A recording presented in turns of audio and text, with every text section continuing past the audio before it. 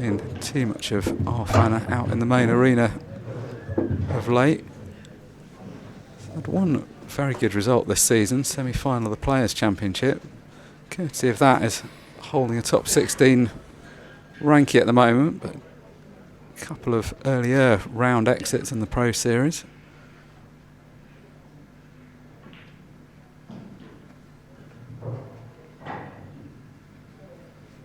Well, a decent opening chance here for Arfan. Yellow's all free and available, just the black ball looks a bit dodgy.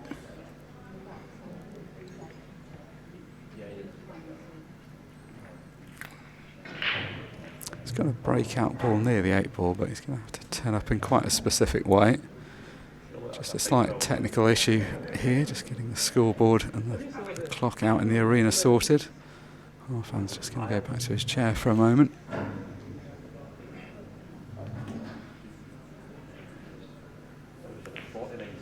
Gillespie just sitting looking on as well. Doesn't really matter too much at the beginning of the match. It's a bit annoying if you have a break like this when a few frames have been played, because the players have got a bit more to dwell on, but right now no one's really done anything. It's important it's not just the scoreboard, but playing to a timed format, the players obviously need to be able to see the shot clock properly.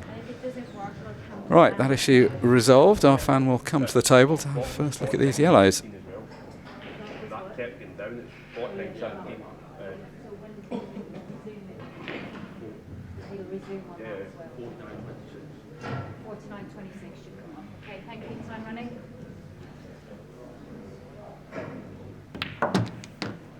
Yellow balls in play.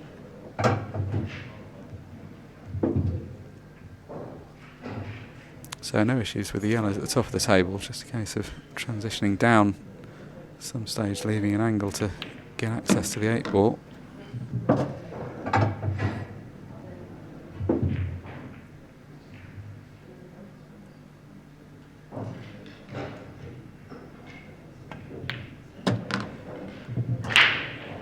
Bit of an end of term feel today, understandably, end of the weekend and end of our final trip to Blackpool. Up here 5 times for the Pro Series this year. On to some different venues for next year.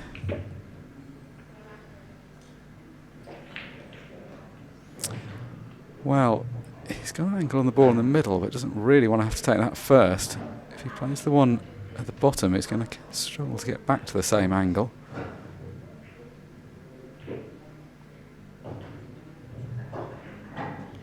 He can quite make the angle to play any cannon off this shot.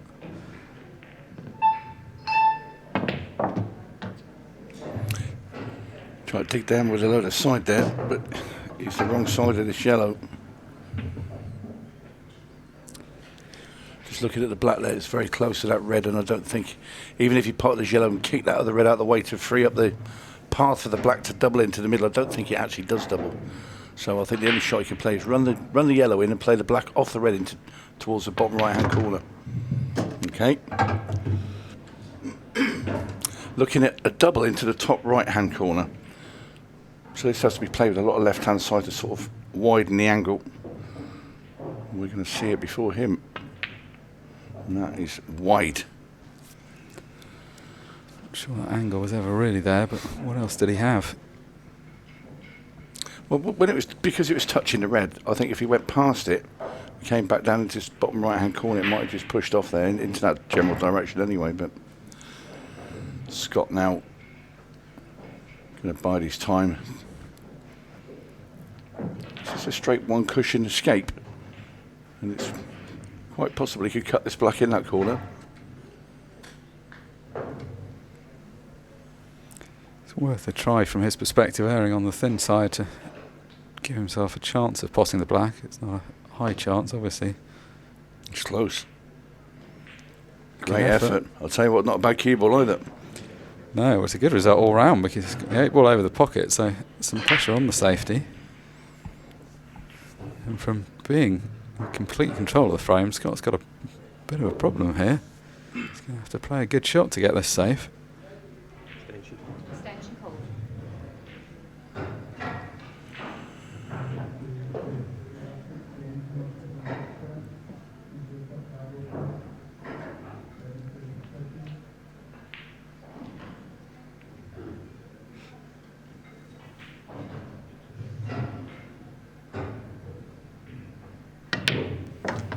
Great shot there from Gillespie.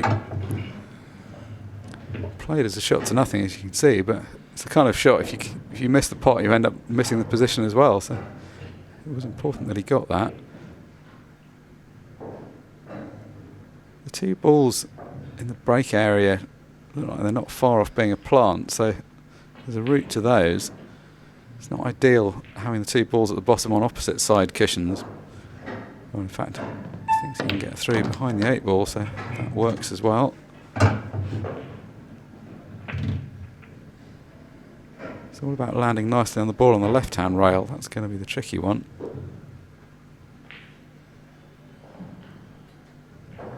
You'd much rather play the one on the left rail first, not the one on the right rail, because it would be a difficult transition that way around.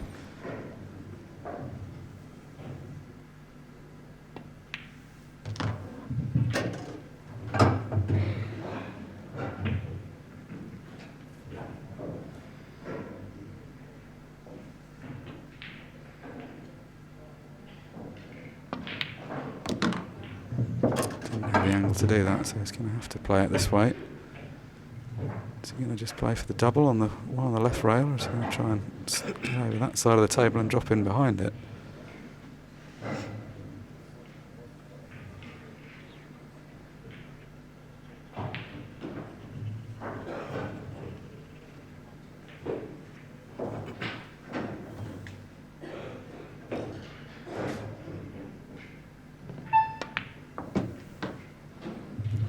Oh, that's a good shot. It's never ideal having to play the positional shot that way around, because that middle pocket always played big, and if he wasn't quite close to it, it then became missable. That's about as well as you could possibly play it. Yeah, very tidy from Scott Gillespie. This black for the opening frame.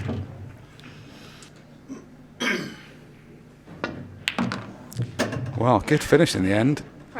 Once Arfan missed the 8 ball, you'd have expected Scott to be left a much easier chance than that. But had to pull out a pressure double to get underway, and then a couple of other decent positional shots.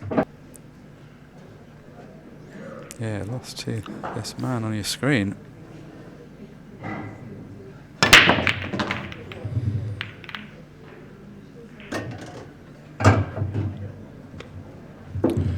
Very good split, but he's a little bit peeved, I think, because he wanted an easier ball to set off with. There's that yellow hanging over that middle bag, but he can't get to it because of the red in the way. He can't get to the yellow at the top of the table because there's a red in the way. Yeah, reminder, you can't play red onto yellow. You've No. got to pot the ball that the colour set that you hit first to take the nomination. If you played red onto yellow, it's not a foul, but it's a loss of turn. That doesn't choose you the colour.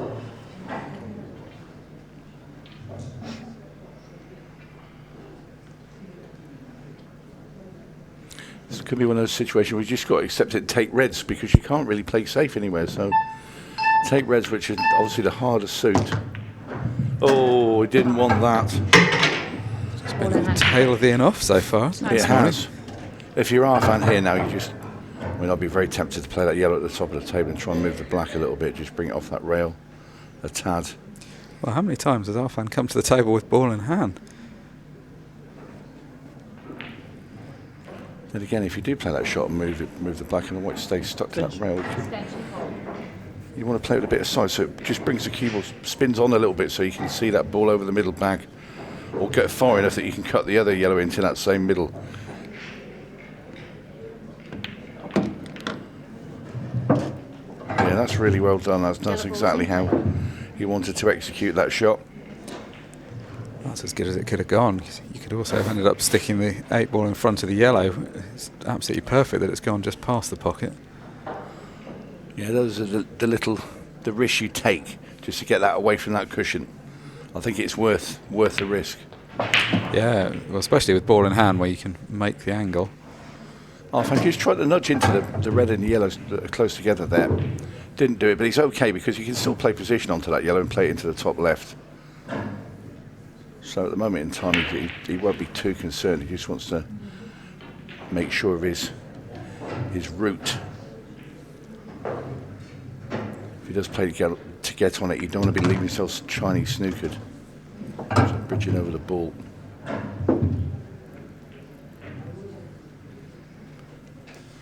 Playing that yellow that's next to the red now.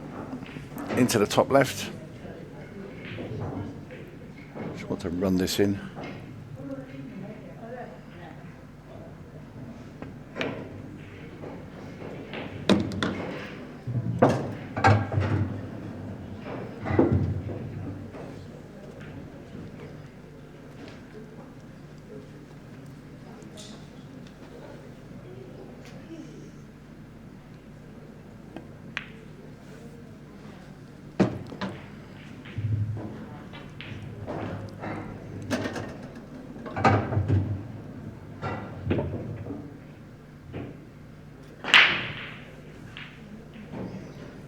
So he's got his little bit of angle here, just a little bit careful of the red. He can just slide past it. It's quite close to it. If you don't go any deeper, you would have clipped it and left yourself a pretty nasty shot. Having said that, he could have done with another couple of rolls on the cue ball. It's going to be hard to hold. He might have to come back and play it in the corner. Oh. Well, that one wiped his feet, but he did manage to hold for the black. Down it goes, and Arfan Dad now has a 4-2 lead against Scott Gillespie. Leading 5 frames to Well, if you're Arfan Dad, you think, right, I need to cut the balls off this break. I need to get my 3-frame cushion back here, you know, just over 10 minutes left on the match clock. Crunch that break. Made a ball, and what have we got? Not bad.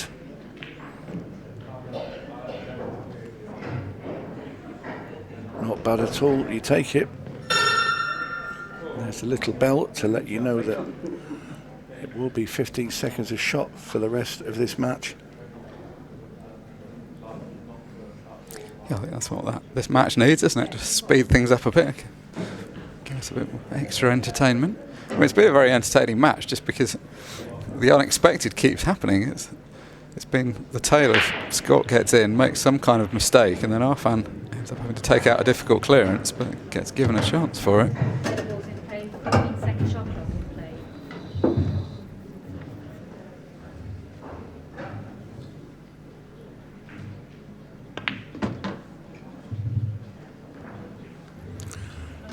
Yellow up into the top right now.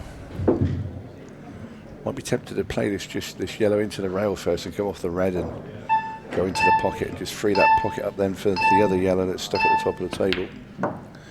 We tried to play it straight into the red, and this is why it was better to play that cushion first, because you're guaranteed to hit that red then rather than go into the red in a straight line, which Arfan was obviously rushed by the shot clock and missed it.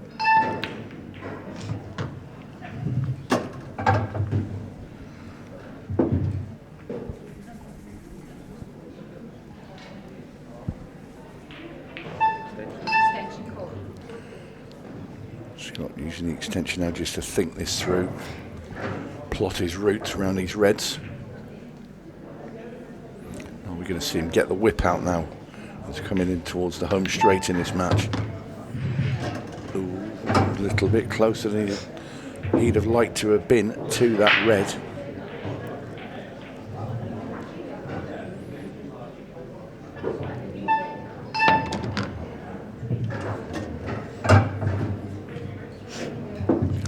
This frame is now crucial. 5-4 or 6-3, and a chance to put some pressure on Arfan in a way that hasn't existed at any point in this match. Pop this in, red in the middle will come next. Just has to make sure you can see the other red to pot into the bottom right and get the cue ball up the table for the black, so he needs to leave himself an angle here. Might need to screw this back a touch, might have to take it to the top. He has done. A great shot there. Just because looking at it, if you played that slow into the middle, you wouldn't have left yourself, I don't think, enough to hit the correct spot in the red to pot it. So this, to leave himself this long black, and this will be 2 in a row for Scott Gillespie should he sink it.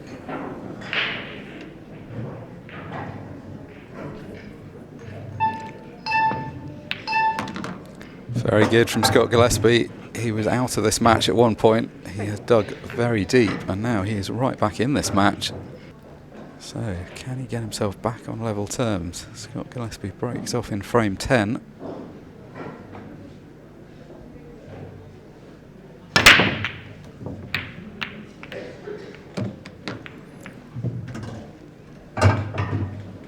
Just made a ball.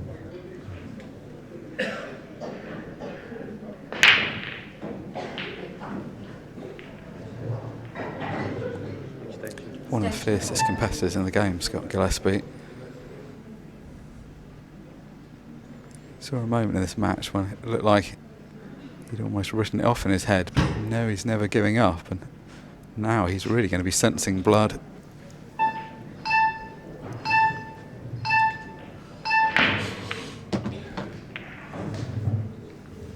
Yellow ball's in play.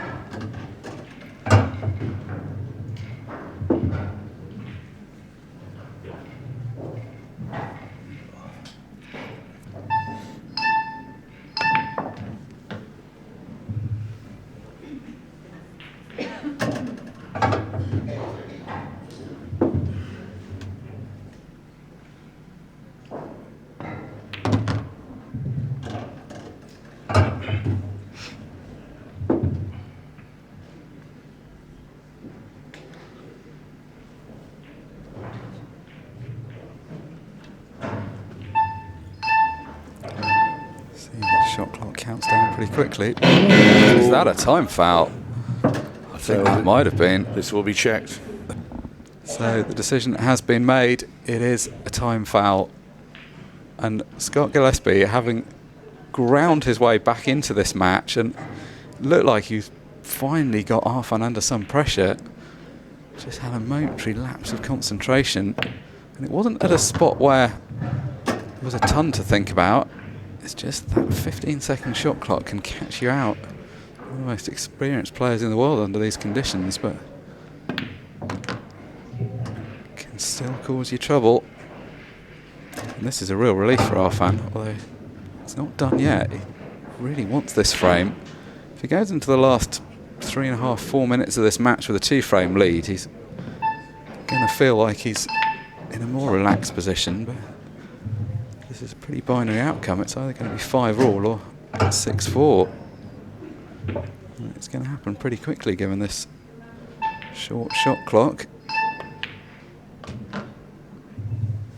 So, is this the shot? Is he going to take the long one up the table now? Just needs to screw back past the yellow for access to the ball to the right centre. Doesn't need to do too much. Played it well.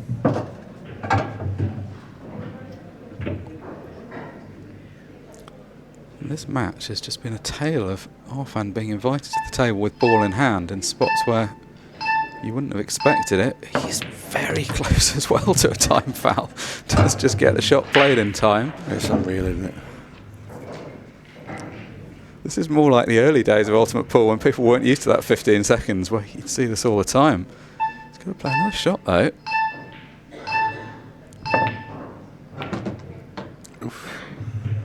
Well, I tell you what, this has been a nervy frame, hasn't it?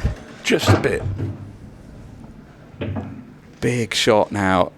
This for 6-4.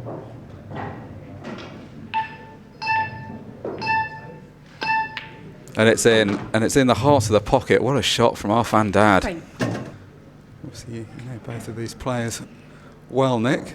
It's not necessarily the quarter-final we'd have picked, but only had a good run in the first event. Obviously, in good form coming into this. Yeah, for sure. A very solid win against Jordan Shepherd in his previous match in the last 16. I think he won 7-3. And looking value. As you say, he's had one deep run earlier in the season. So, on the grand scheme of things, looking back over the last few years, it's been a pretty good season for Oli. Comes up against, obviously, a very, very tough opponent here in Ronan McCarthy.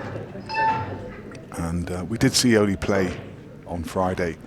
He wasn't at his best. He's probably going to have to lift his standard which I assume he has, you know, beating Jordan Shepherd in the previous round. You would imagine that he's suddenly hit a bit of form, which can often happen. You know, Oli is not one of the younger players in the well, I mean, neither are, to be honest, are they? They're both in their 50s now. I mean, I can say that quite easily because so am I. But We've got a lot of experience all round there. yeah, On the table and in the commentary box. yeah. I mean, if you think Oli was probably at his peak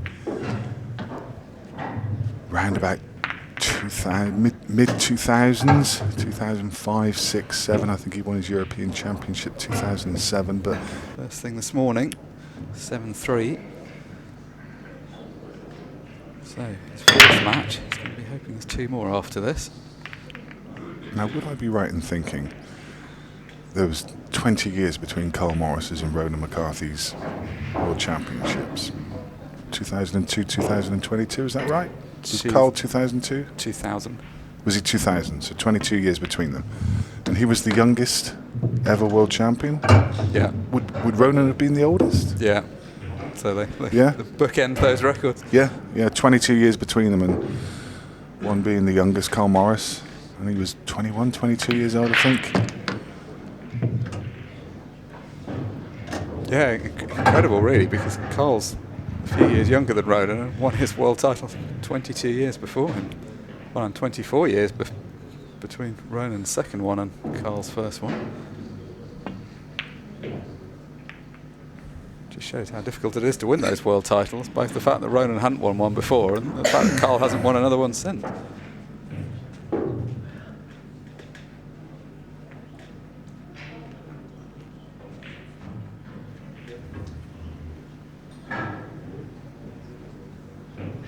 That world title this summer was won at this venue. World Championships held in Blackpool the following Series 5 and 6 back in June time. I think one key factor in that World Championship win was that Ronan was playing so much pool that week. He was playing for Northern Ireland in the team event, and we just had the 2 pro events beforehand. It's probably, understandably so, with the young family and other commitments, less of a practicer than a lot of the younger players, but by the time he played that many matches, he was obviously as warmed up as anyone. I think he was just trusting a little bit to luck on that positional shot. It's been difficult to not land on anything, but I think it was in the plan to get quite as close to that bottom left pocket as he did. He rattled the jaws. He's landed on this yellow to bottom right. He's also got the option of the one at the top of the table, the top left, but he's choosing this one. And now he's back in prime. Pretty sure the 8 ball passes the red to right centre, so this should be a formality from here for a 2-frame lead. And it's a lead he'd like to open up because he probably has looked the steadier of the 2 players. If he was to get to 3-all with 15 or 16 minutes remaining, it's turning the whole match into a fairly unpredictable outcome.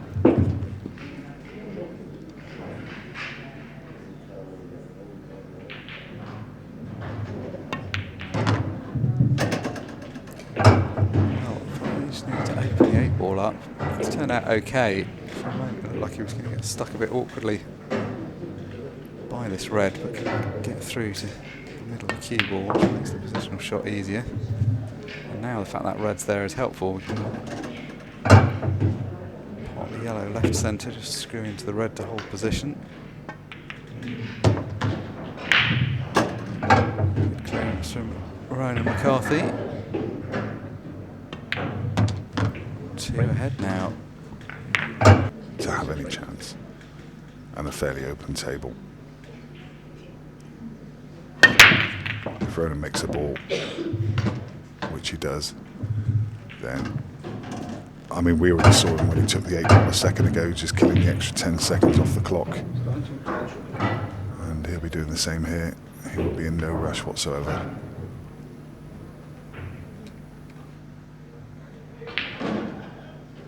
Yeah, this is all done now because doesn't actually have to make the clearance. He could waste a minute or so just potting the loose balls. You can see it's under no hurry whatsoever to hit this ball until we get down to a couple of seconds left. That's about as long as you'll ever see Ronan McCarthy down on a shot. He was just waiting for the beeps.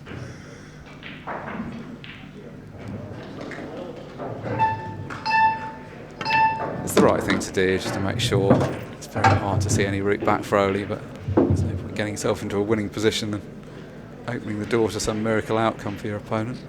I mean, actually, this has come out as a really simple clearance from here, so I don't think he's...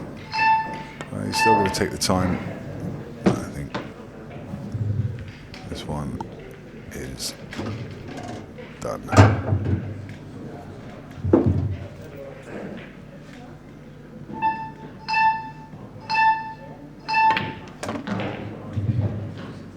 So just the simple stuff to do now for Ronan McCarthy. He's had to fight in this match, but he has had the better of his opponent for the most part of it.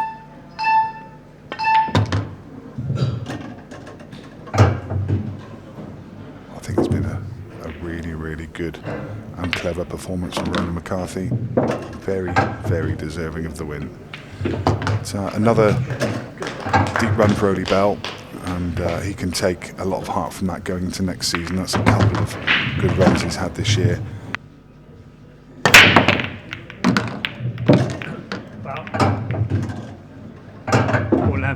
Well, a very warm welcome back, everybody.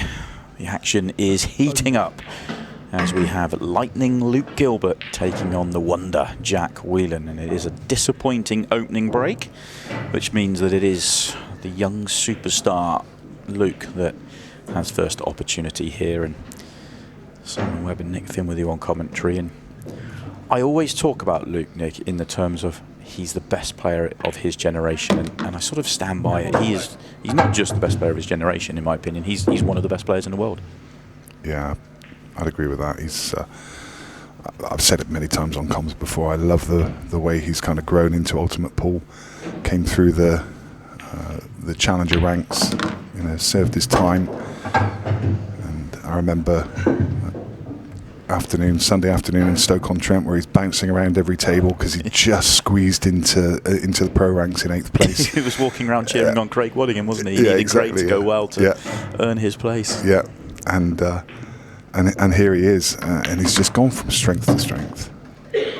Yeah, I obviously I've commentated a fair bit with Luke. Obviously, you get to watch him play, but when you're watching them play, you don't fully know what they're thinking. You obviously can see their patterns and their plans, but you don't always execute as you're planning. But when you spend time with him in the commentary box, I really love the way he sees the game, how he thinks about the clearances, how he thinks about patterns and shot selection. I just think he's a really talented player.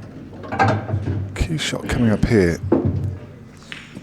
Just got the wrong angle on this yellow. He wanted to try and leave an angle so he could come to the middle of the table, play the right hand yellow to the right side pocket, and come below the other yellow to play it to middle. But now he's going to have to reroute, and it's all about the angle here, and he doesn't have much margin for error because the yellow on the left doesn't go to bottom left or bottom right.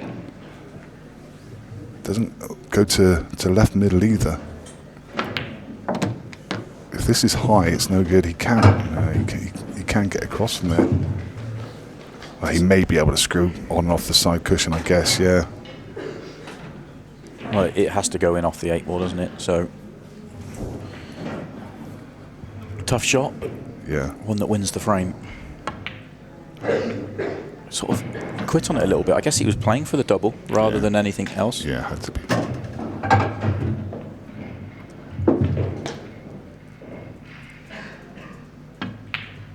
No, that's high by quite some way as well.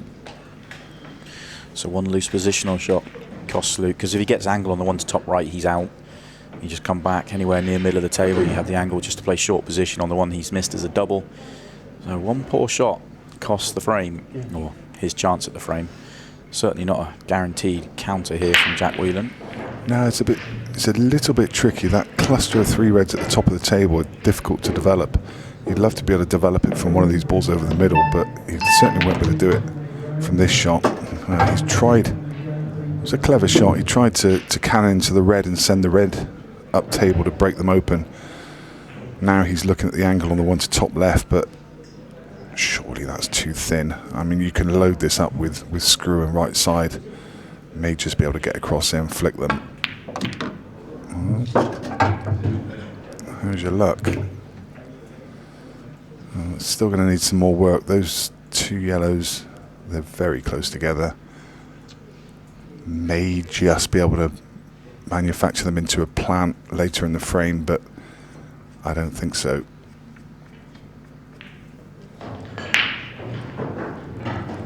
And he's got the red to left centre, and then he's got the one to the bottom of the table. And if he could plant these two, he can come back up for them, but I don't think so.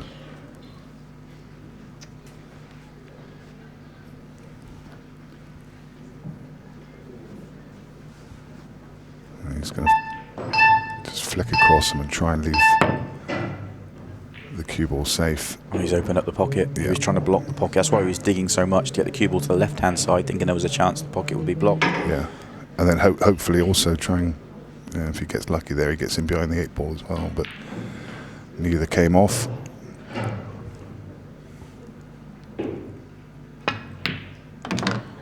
Oh, he's going to snooker himself. No, he's okay. He's okay. So 2 chances for Luke, which is rare at the pro level, certainly in a quarter-final of a Pro Series event. He does take the second one, and he has got the opening frame.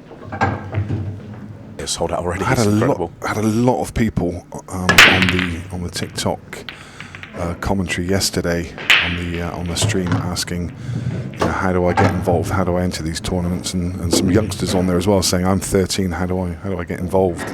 I mean, there's so many up and coming players out there. That next gen, I'm really looking forward to, because there's so much good talent. 12, 13, 14 years old. There's so many good players around at that age. And that's really exciting, and it's great to have them playing within the Ultimate Pool umbrella at that early age, in a formal environment where they can see a route to progression, and they're going to be rubbing shoulders with the professionals over those weekends as well, which is fabulous for them. Yeah, worth pointing out, obviously the next gen we're talking about is full. No harm in getting yourself on a waiting list. So again, reach out to Ultimate Pool for that. But you could also enter the Challenger Series if you really want to be a part of it and you can't get into the next gen. But it should be a lot of fun. Aidan Mevlett leading the way with the next gen. You see a lot of Aidan the Apprentice on TikTok. Oh, Luke. Dear me. Not started here, is he? That's loose. He's got a ball at the bottom of the table, which I think he can get through. Yeah, he can get through too, but that really is loose.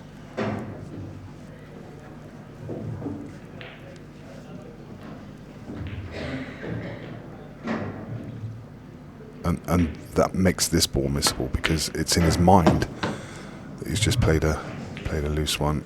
I'm not sure he's on the one to the centre again. So one loose positional shot has led to another. Yeah, the cutback double is about all he's got here, I think. Which, incidentally, if he gets, it would open the frame up, but he's got the option. He could just tuck in behind that yellow and play a little safety, but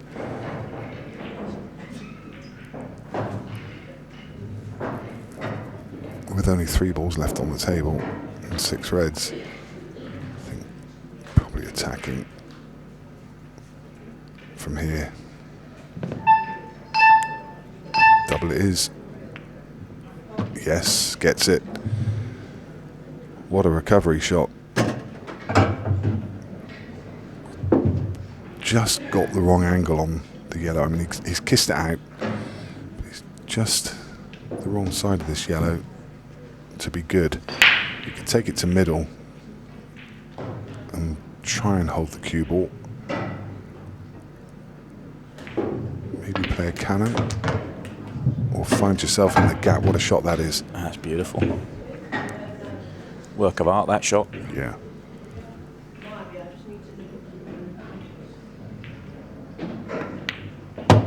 Yeah, best shot he played. This should settle him down This really should. I know he's already won a frame, but you know, he was in trouble here, and he's found a way. He's found a way with a couple of really good shots, and also having made the statement of "I want to be the #1 player," and then achieving it. I just think it adds even more to it. Set a goal and achieve it. It's brilliant. Yeah, he's just absolutely come on a storm this season. Having a great season.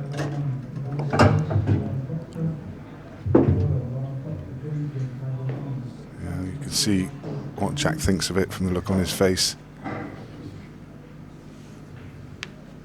Bit messy.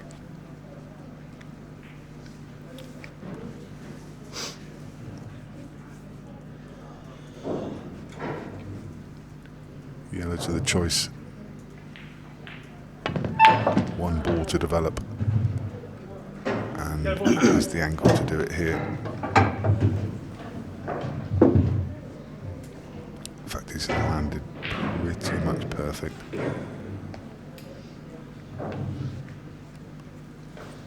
Just needs to be careful of the cue ball here. With the 8 ball guarding the yellow to the left, he's not guaranteed to be on anything. Cannon this yellow out. He'd love to land on the one he's cannoning. Yeah. No good. Has he got it to top left? Is it just past that yellow? And can he get through to the potting angle? It's pretty tight. May just be there. There's always a danger with that shot. As I say, he was not guaranteed to be on anything.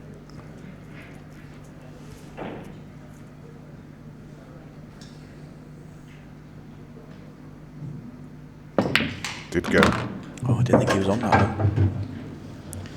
Still got the chance then.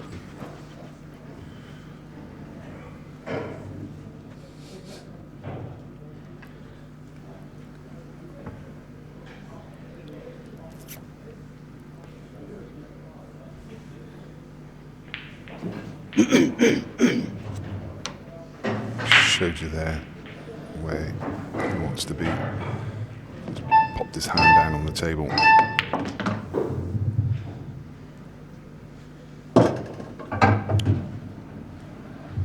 And the reason he had to be precise there is, I mean, the natural shot is just to float across the right hand side cushion, but the red's in the way, and he wants to avoid that red.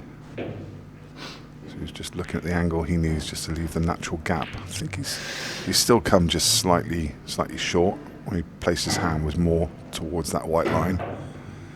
He should be able to float up into this gap from here. Perfect.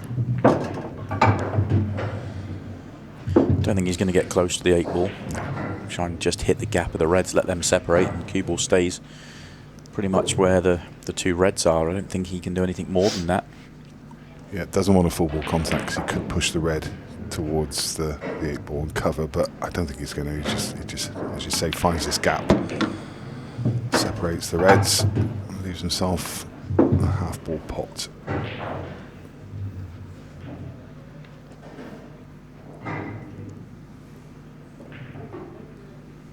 Executing well is Jack Whelan. It's a very good game so far. Yeah, the first frame or two was a little scrappy, but since they've both kind of got their rhythm and found their feet out there, the standard's been brilliant. The 6-made shootout, while unlikely, you know, if the table ends up really messy, it's a possibility. What a break. Well, What a break that is. very little chance of the table ending up messy when he absolutely pummels it like that. Yeah, and look at this. It'll be deflating here for Luke Gilbert. He'll look at this and looking for problems, looking for issues. First thing that catches my eye, does the 8 ball pass to the bottom left-hand corner, and it's tight. Yeah, I think it goes reds anyway, so... No, but I think the 8 ball still won't go. Oh, I see, sorry, pass Yeah, together, yeah, my mistake. So he might have to move that, but he does have the perfect ball to do that. I reckon that passes. I mean, even if it does pass, he may elect to move it anyway, just because he's got a couple of balls above. He's having a look now.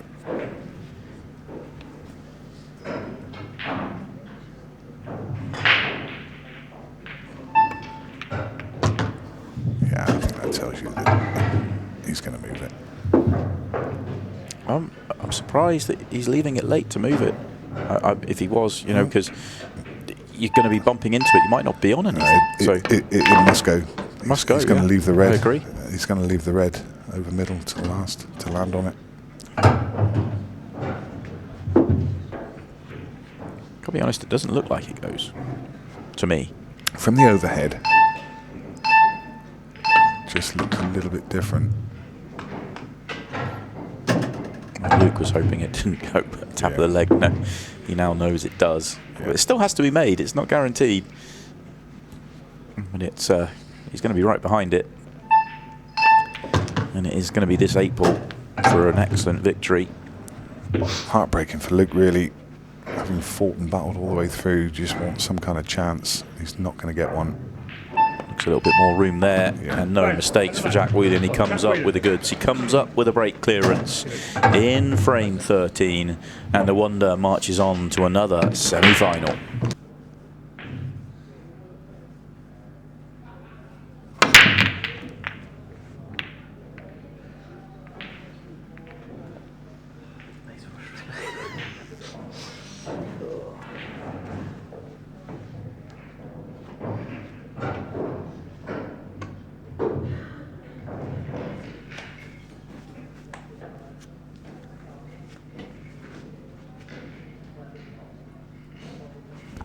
Stevie Dempsey's going to get first chance in this one, and it's Stephen Jameson with you here on the comms alongside Nick Finn. Good afternoon. Good afternoon, sir. Yellow balls in play.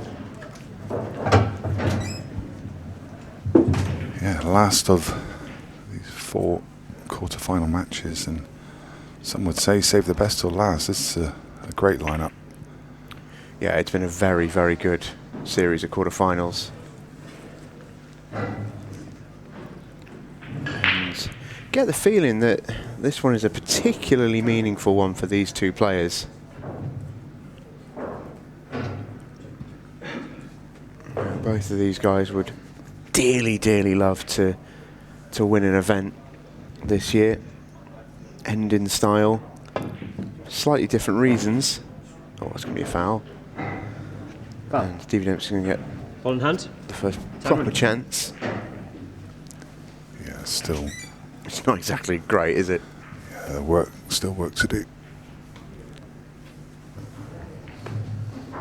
But having ball in hand, Yeah, he can just continue to control, can't he? He might play the loss of turn here, I think. yeah, I think it just Hide the yellow. clears the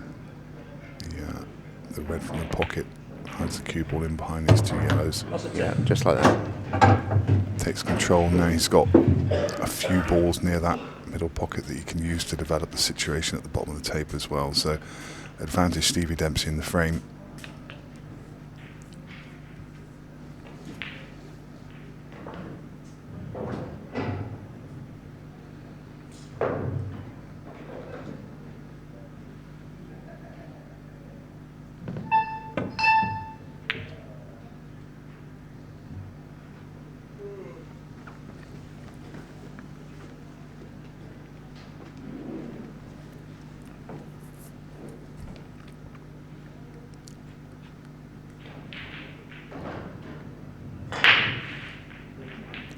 Still 2 problem areas for yellows. I think Stevie's going to deal with one of those now.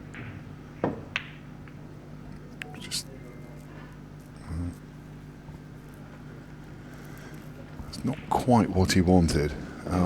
It works of a fashion because I think he's now possibly left a 3-ball plant. May just be able to. I don't know. That may be there. Just really depends on the angle. Yeah, I think it sort of works. Yeah, I think Josh has just got to try and stay in this match here. yeah, he needs to put some cover across that 8-ball. That's okay, that works. But yeah, Stevie was trying to leave that yellow out in the open so he could use it to develop his other ball. Now we find out whether he can manufacture that plant. Well, some serious mileage still to come in this first frame of the quarterfinal. That's better. That's what he wanted. Just that ball to the left-hand side of the pocket. Josh has been made to work really hard here. Not exactly the first frame he'd have wanted. I think that's for sure.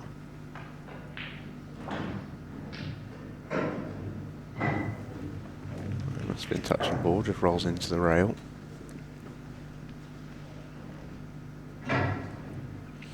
Thing is for Josh here, if Josh is to somehow win this frame, it's going to take a while. He's really got to plug away at this to get himself back into contention, because he's a long way behind in it.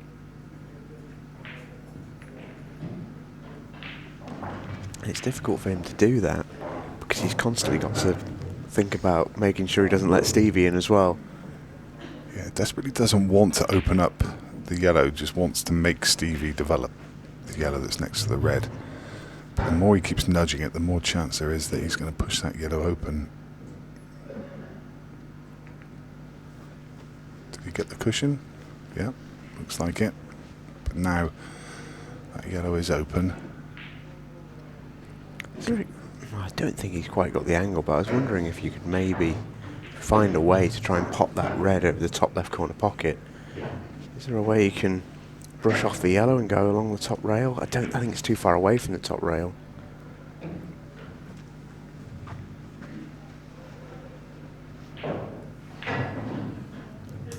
Keeping Josh out of the cosh and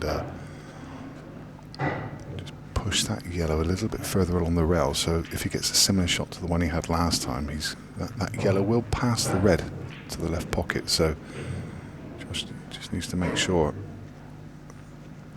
So much so he doesn't really want to play into this red, so he's just looking at the one cushion escape. Recognises that Stevie has still got that ball tied up on the left hand side. He's going. Yeah, I can see why. I can see why. I think he almost got to the point where he's like, you know, I've got a half chance at going here. If I take it and I get it, you know, I might be able to do something. But I think that was all he was restricted to. He might not have got a better chance, was his decision making there. Stevie's still got plenty of work to do on the yellows. That is a lovely shot though. Oh, it could have come out nicer, but I think he's on the angle to develop it straight away if he wants. Yeah. 8 ball is really his problem here. As you say, he's got the angle now, but he's looking up table. Just thinking about clearing these two at the top of the table. I think the plan is to... Yeah, I don't think you can turn down this angle, that's the thing. He's so well on it. I think you've got to take this now, even though in an ideal world... Oh, Stevie, that's again. Sloppy. Oh, nothing here either.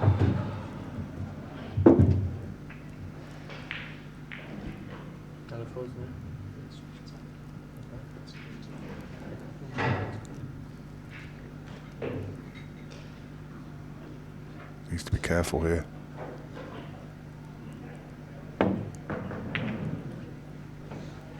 That's clever.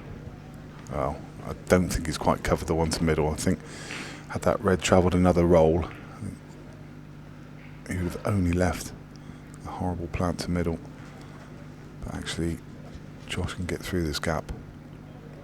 So, swings to Josh now, and he's the one with only one bad ball.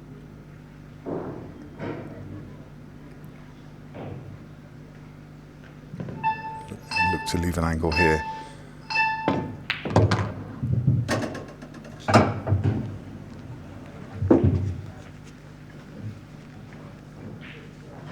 Yeah, obviously he didn't have a good angle on the one to middle, otherwise he'd have tried to come above the red on the left hand side to come and attack that problem at the bottom of the table. So he's going to have to go up table now and then work his way back down.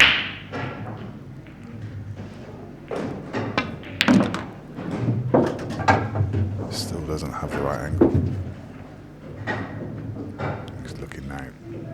Leave the one to middle. Doesn't have to do too much to develop that red. Only needs to nudge into it, and he'll leave the red above it into the middle. So it's a decent chance here.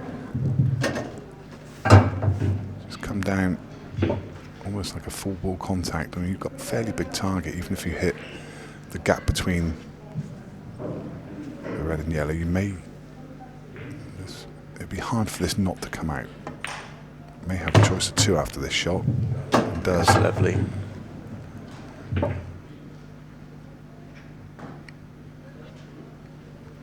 Could take either here. Just depending on preference.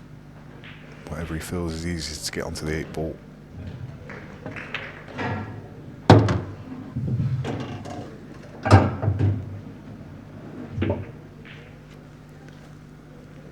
The closer you get to the 8 ball, the straighter you land on it, the easier it will be. The target will be on the cushion just above the middle pocket. Just about there. I mean, he's played that inch perfect.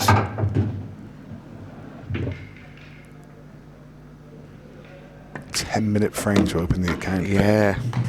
And a big frame win for Josh Kane. It's not the one that he would have liked. I think everyone almost wants to start with, you know, a nice break and run, get themselves into the game, get themselves into a bit of rhythm. No rhythm here whatsoever. Just came back on the break. Was 2-0 up, now finds himself pegged back.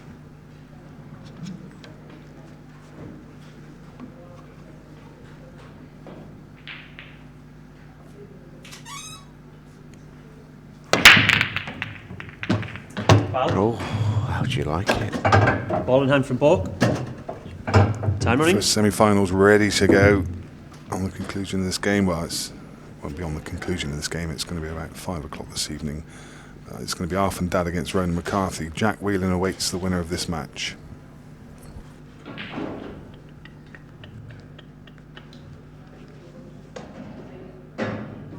Extension. Extension court.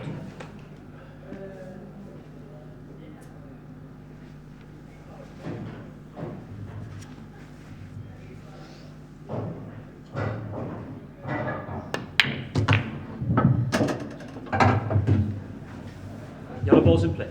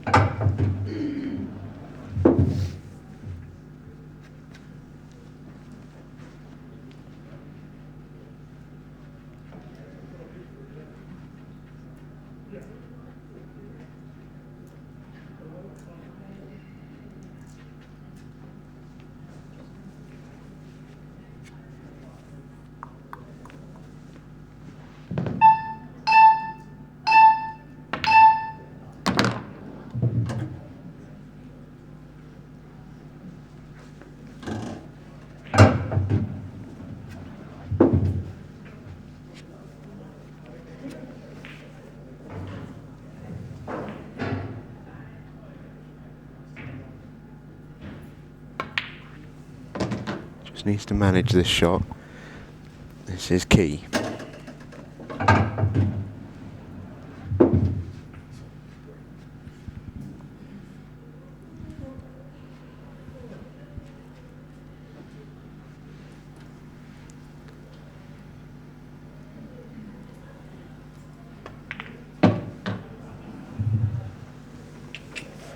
Couldn't have come out much nicer for Stevie D.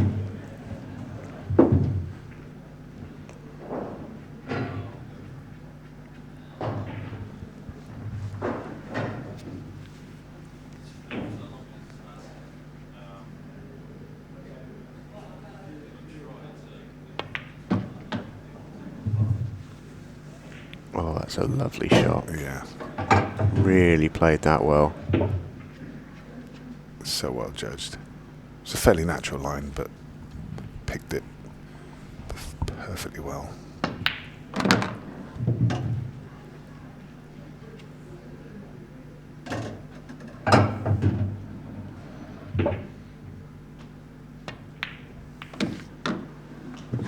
Three in a row for Stevie D. Mentioned how big it could be to put together runs like this when it feels like everything's a bit up in the air. With 4 minutes left on the clock, if he's just sat there thinking to himself, it's not my day today, then it's game over. But with 4 minutes left on the clock, if he's thinking, I've still got a chance and I'm in this, which that's where he needs to be, that's where his mind needs to be.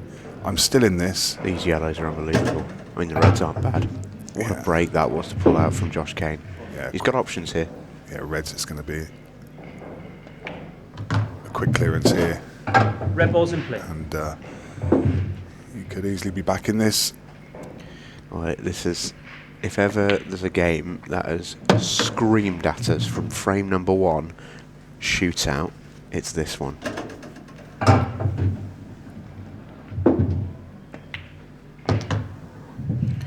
Just so you know, coming up next it will be Amy Beecham taking on Kirsty Davis. Fantastic game in prospect, that one. Amy getting over the line against Becky Watkins, 7-6. Wednesday Hill decide. That's a tough one to take for Becky, who was well up in that game, but you can never count a champion out.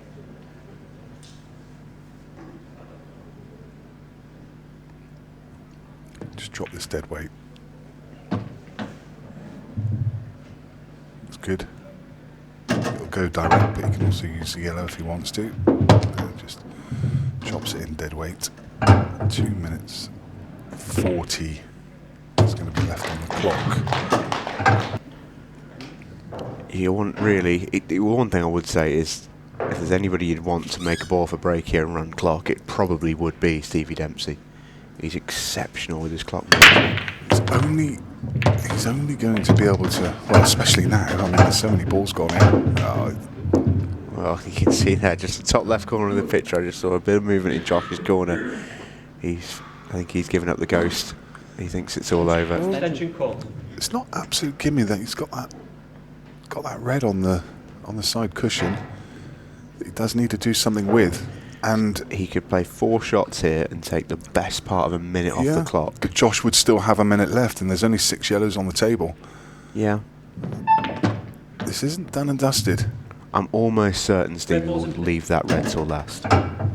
Unless he feels he can really comfortably develop it.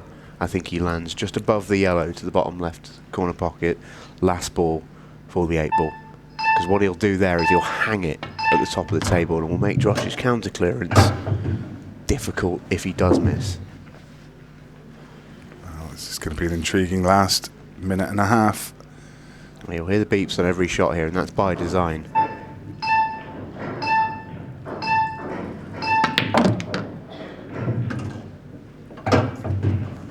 That's perfect. Oh, yeah, he's just below the straight. That's perfect. Just drifting behind this red on the side rail. Play absolute pocket weight, and you fancy him to get it. I'm not sure he can get across there. He's too straight. He just came too far, so it'll be the double. So he won't have that level of insurance, but minute left. He needs to punch this as well to straighten it up. It's just a fraction low. This is the 8 ball, basically. This goes in, it's over. And it jaws. Wowee. Josh Kane, time to get your skates on. You've got 50 seconds to force a shootout. He's pedestrian. What's going on, Josh? You've got 48 seconds, my friend. Let's get going. Someone put a rocket up him. What's going on here? Yeah, you've got to go quick here, Josh. Looks very calm and composed. He must be aware. Maybe it's just me that's panicking.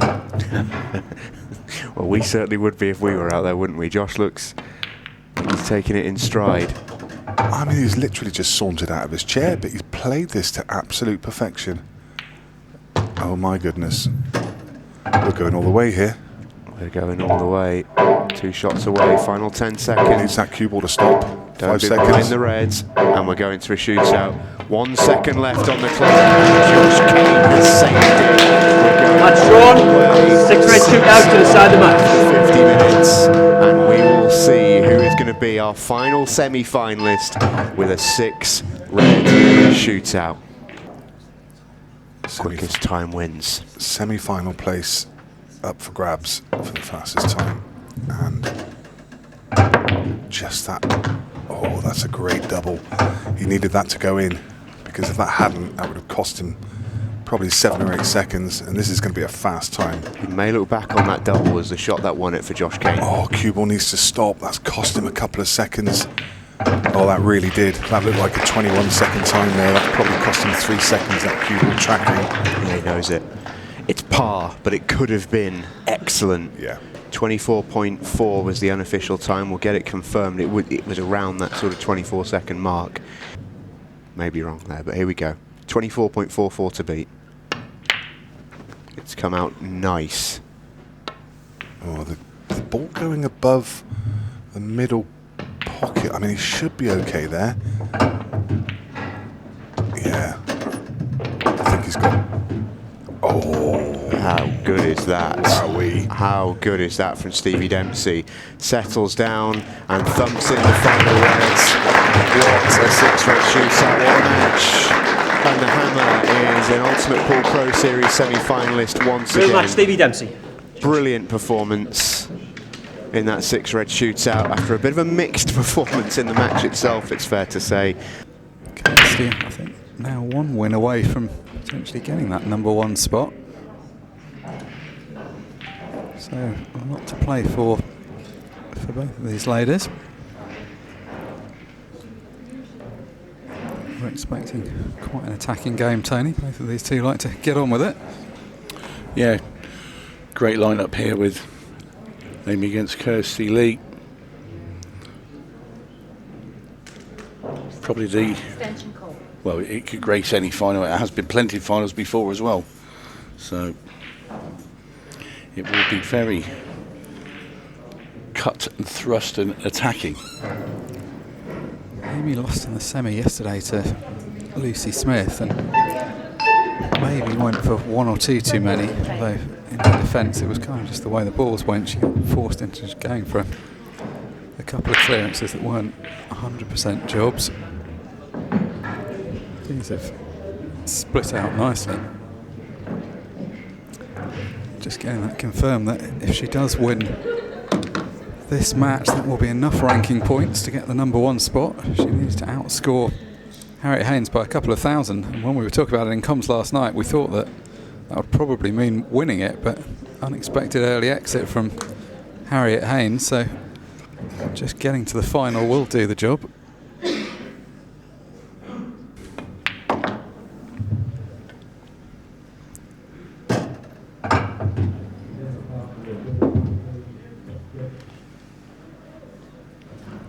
These balls are split really nicely for Amy for this first frame.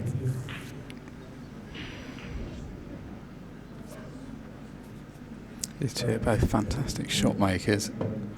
We saw some unbelievable shots from Kirsty last night in the final. Yeah, she's not afraid to go for a big pot, that's for sure. Both these players, that's their main weapon.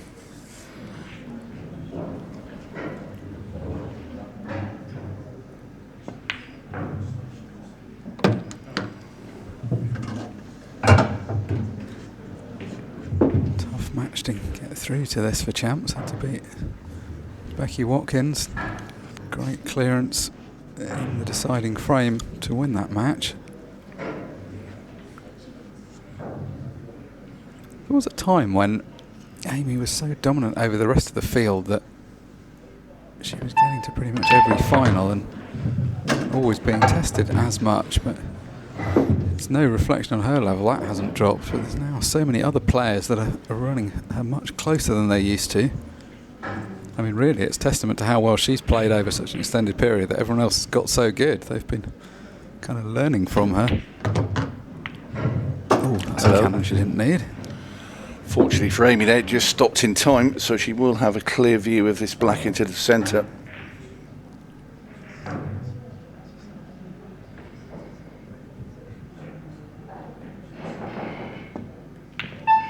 Well, no mistake. Great start from Amy Beecham. In a strange sort of way, I think the fact it's become more attainable. Well, at the point of last night's final, it seemed highly likely that she'd have to win both events to get the #1, which probably just felt like it wasn't that realistic. Whereas now, in fact, she's the early Harriet exit, and she's only one game away. Suddenly, it's one of those things, once it gets within touching distance, the pressure almost ramps up. When it's just an impossible dream, it seems a long way away. Extension call.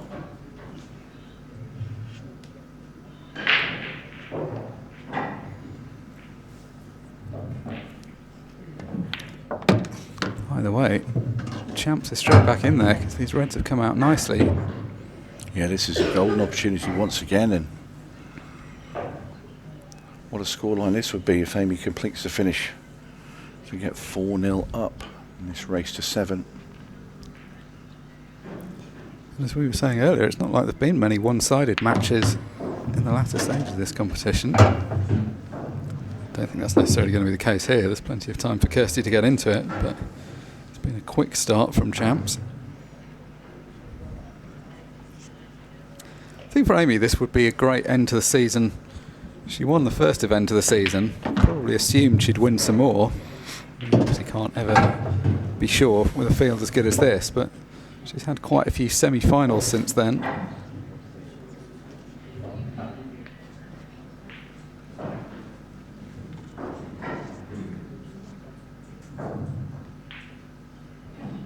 Disappointingly for her, she has no route to the number one that she got. She got the number one ranking last year and got entry into the main pro series as a result. If she wins today, wins outright the entire tournament. She'll be 500 points behind Harriet, and Kirsty Lee Davis in between with 250 points each way between them. So the top three players would be divided by less than one match win, which would be incredible after 10 events across the season.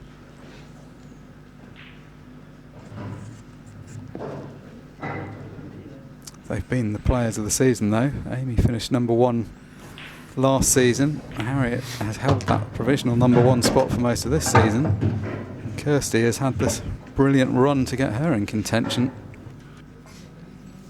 So this 8-ball for 4-0.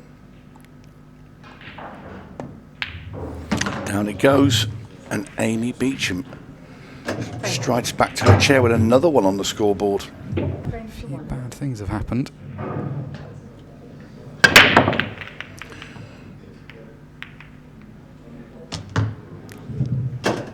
Made a ball off that break, and red's looked pretty nice to me. Yeah, if she's ever going to get back into the match, this is the chance she needs. This ball spread out as well as she could possibly hope for after the break. The way she was playing yesterday, there's no way she isn't clearing up from this position. She was clearing up from way harder. For me, pop the one over the bag, screw back and knock that black off the rail, and then take these two reds.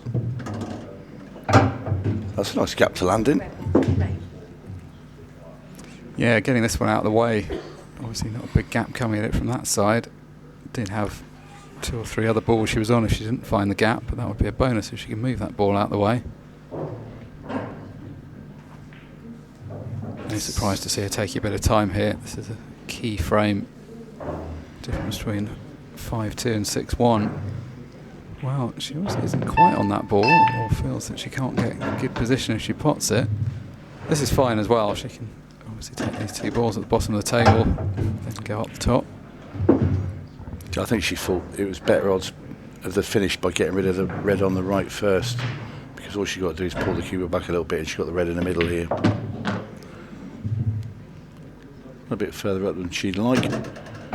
So now she'll have to pot this in the middle, and she's going to have to probably take the red that's on the right hand side next. Leave the one over the bag to last. This is the thing, because I think if she'd have took the one over the bag in the first shot, kicked that black off the rail, it was really, really open. Showing a good cue power there. She screws back around the 2 cushions.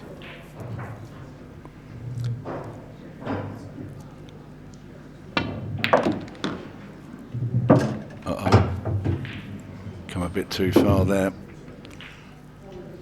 Not sure she can pot this and just avoid those yellows and screw round off the 2 rails and then play a double into the middle. Yeah, that yellow in the middle of the ball cushion's playing pretty big now.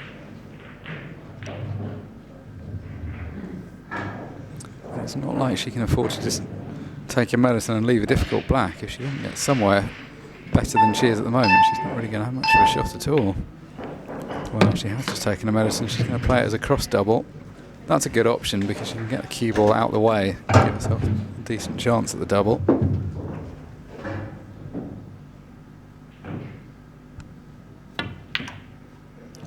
Good shot. Very good shot under the circumstances. Play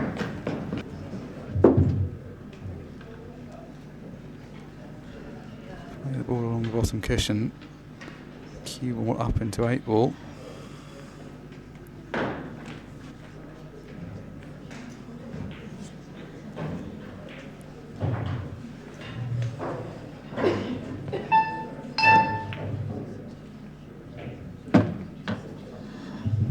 Well, better that way round. She's made the pot at least, but now she's got a problem.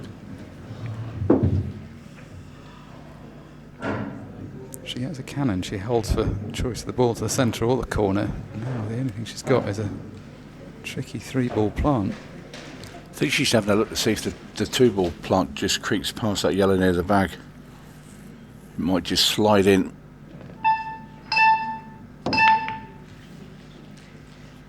That's what she attempted.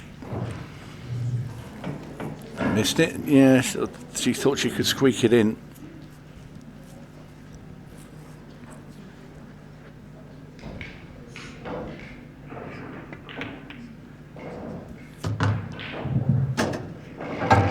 So, last chance saloon for Kirsty Lee Davies. Any mistake could be her last in this tournament.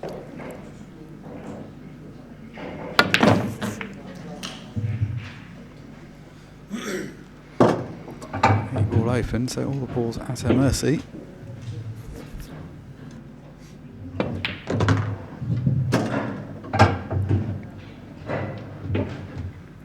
Kind of feel for her a bit the way this match has started. Definitely some self-inflicted mistakes, but also some moments of bad luck. Oof. Definitely some missed pots that you just wouldn't expect. And now these are all here for Amy. Very hard to see a mistake from this position. Yes, all been a bit disappointing for Kirsty Lee in this match. It was billed as a clash of the Titans sort of affair. There, Amy certainly made life as hard as she could for herself. She could have done without being hampered like this. She could have done with being a bit straighter, but was able to get to enough of the cue ball that she could play twice, well, across the table to give it in the same pocket. So, 2 balls away now from booking her place in tonight's final. Good performance and a quick performance from Amy Beecham.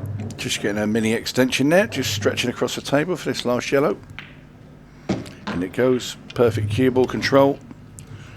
Won't need the extension for this shot, and this is for the match and a place in tonight's final. Good performance from Amy. She wasn't pushed as hard as she might have expected to be. Some moments of bad luck from Kirsty and some self-inflicted errors thrown in. Welcome back out into the arena for the second of our 2 Women's Series semi-finals. Lucy Smith, last night's defeated the finalist, takes on Mary Talbot, who has been a consistent performer on the Women's Series this season, but this is her first time out in the main arena at the semi-final stage. It's been talked about ever since she joined the tour as a potential tournament winner. Starting to come good on some of that promise. And it's Mary that's going to have first look here. Comes from a snooker background, so I'm expecting great things in terms of her potting ability, and the first shot proved it. It's been some weekend already for Lucy Smith. Final already, semi-final, chance to get back in there and have another crack at it. Already a winner once this season.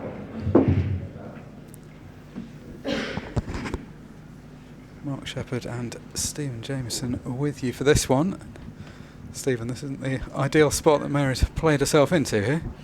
No, not exactly ball in hand perfect, is it?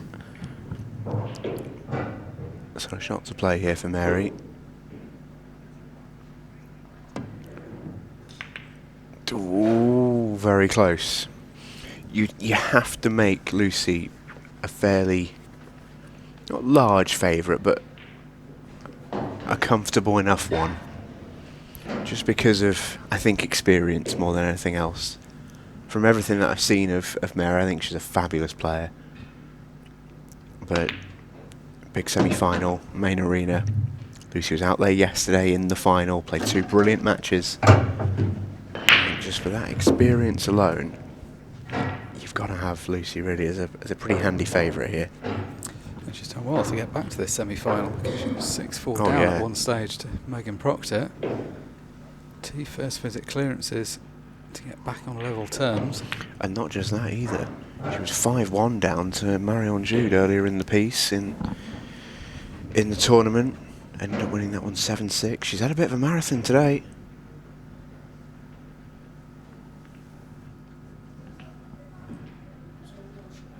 So second crack at these for Mary. No real issue with any of the yellows, but now that red's over the bottom pocket, the 8 ball not so accessible.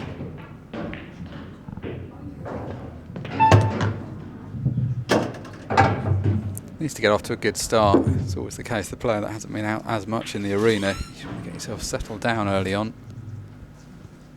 Nothing about her body language suggests any kind of real nerves though. She's got a very confident demeanour the way she's going around the table.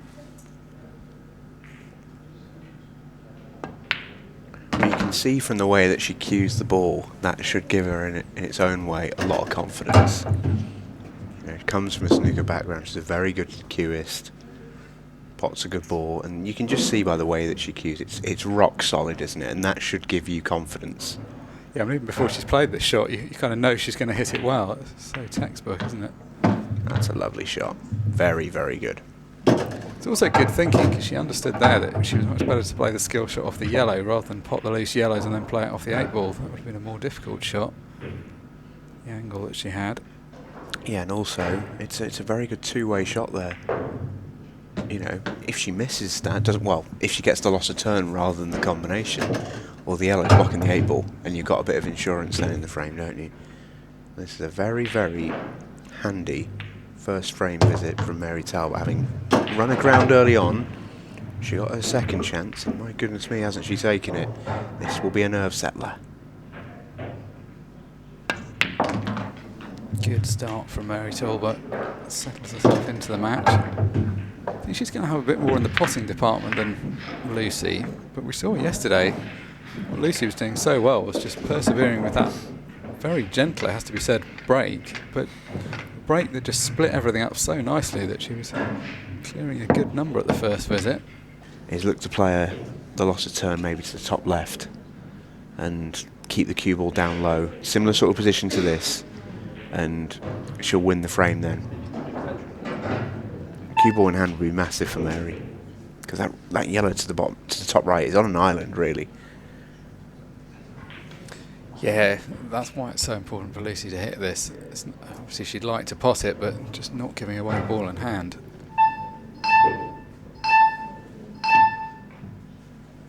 Oh, it's a brilliant shot. Well, that'll work. Absolutely brilliant shot from Lucy Smith.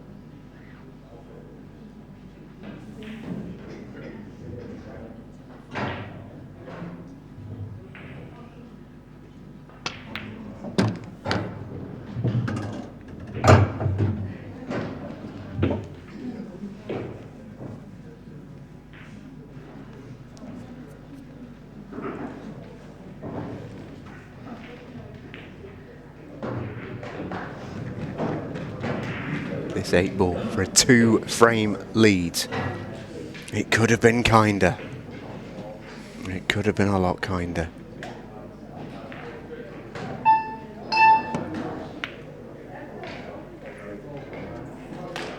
Okay then, This now is a massive frame for Mary Talbot. It's the one thing that you'd probably say, and it's not to say that it won't ever happen for Lucy, but as she grows in the game, those sorts of shots, it almost feels like she doesn't necessarily trust herself to make them. It almost approaches it as if it's a big shot, you know, almost feels unconfident. Whereas I think, for example, if that was Mary or one of the other top lady players taking that on, I think they go, oh, well, I'm in a bad position here, but you know, cue it, really back yourself to make it. Yeah, it's like everything's kind of hard work, isn't it? She's having to put a lot of effort into every shot. I mean, she's found a really effective way of winning, but it was maybe a more sustainable way when she wasn't winning as many matches. Paradoxically, the fact she's now become quite successful, she's almost just got to find a slightly more fluent way of playing. This is a good chance of Mary in every sense, because the scoreboard sense 3-all and 4-2 is a big difference in terms of the message it sends.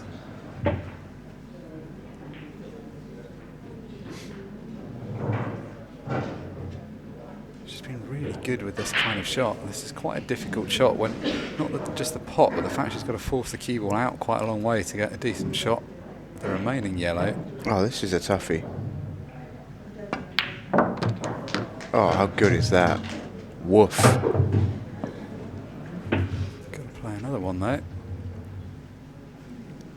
This one you don't have to do anything with the cue ball though, and you really do fancy Mary for these.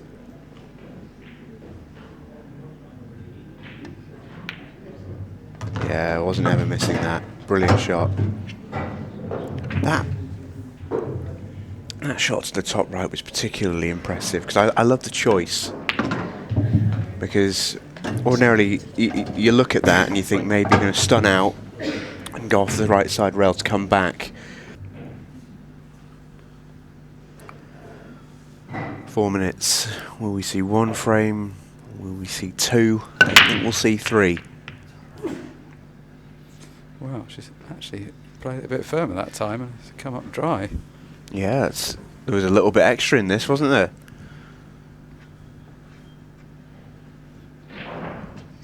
You can go if you want, but it's tricky. That red on the triangle line is a horrible ball. Oh, is she going yellow? Is this a plant? Oh yeah. Okay. Yellow balls. Oh, that's a good opener. She has got time here, plenty of time for this frame. Just needs to focus on making the clearance. Well, the yellow directly below the cue ball now is her problem ball.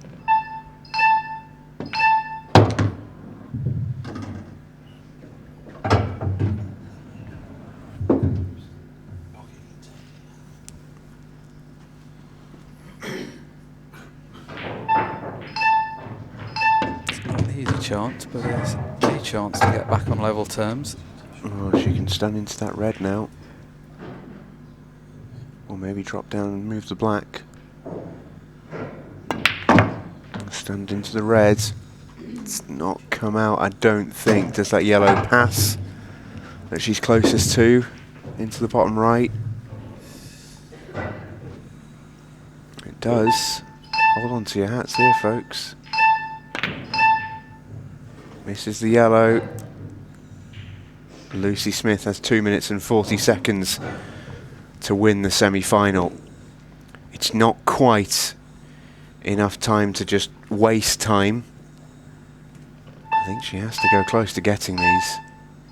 And they're not easy. Almost opts to deliberately try and mess them up, and I think that's a risk.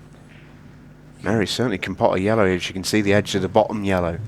Is there a case there for just putting a few loose ones, at least lose up a bit of time? I think definitely. She hasn't even used her extension, Lucy. Well, couldn't see the potting angle of the one nearer the pocket, and now this has turned into a bit of a messy situation. It's not a good spot for reds to clear up, but... You don't need to clear up. You don't need... Yeah, exactly. There's 5 open balls here for Lucy Smith. And she can call an extension, which she has now done.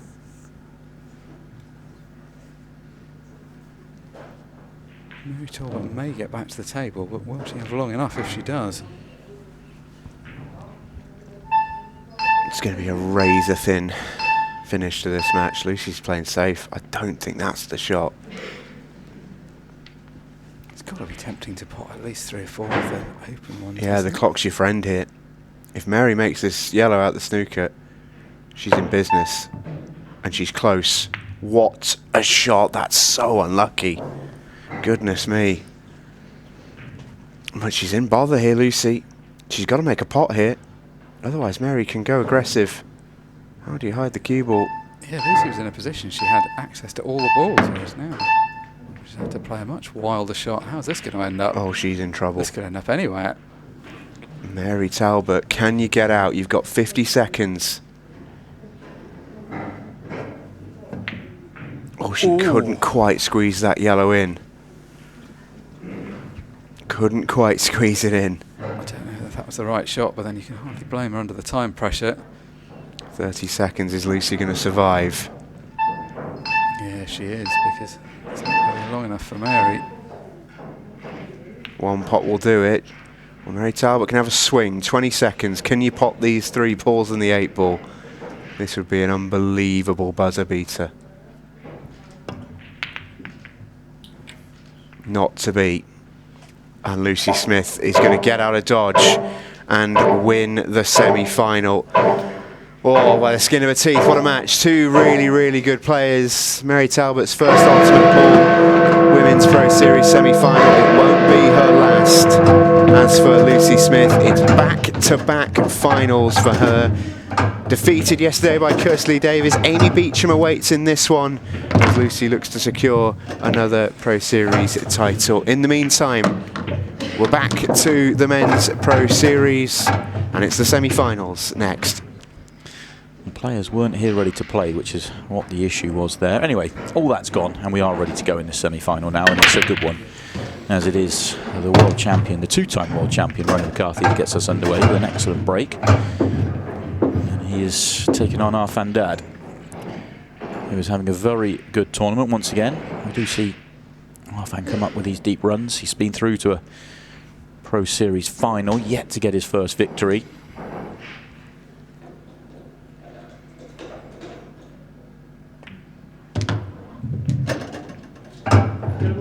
I'd be happy with that shot, Ronan.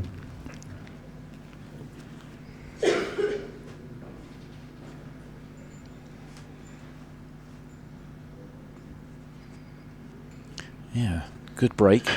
Disappointing first shot. Looks like he can get through here. In which case it was okay. Wow. Shaved the edge of it. And now he's back in perfect shape. Yeah, the current world champion. Rolling back the years. Rumour going around that it might be his last year playing pool. We'll wait and see. I think he loves it too much, but he did hint at it at the World Championships. I'm not sure he knows himself.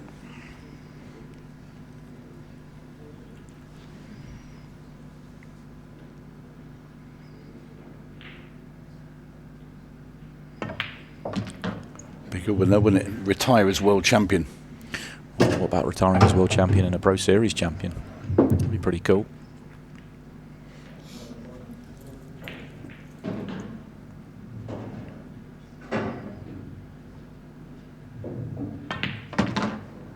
Oh, cue ball. He's okay. Not his normal cue ball control here so far to start this match. But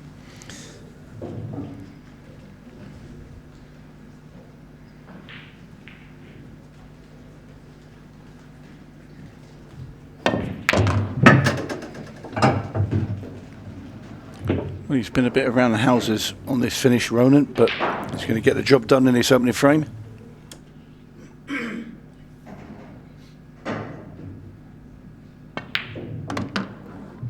yeah, certainly is. Simple enough 8-ball then for Ronan McCarthy to use the first 2.5 minutes of this match nice and wisely and get the first frame on the board. But in terms of the 1-year list, he's down on what he achieved last year.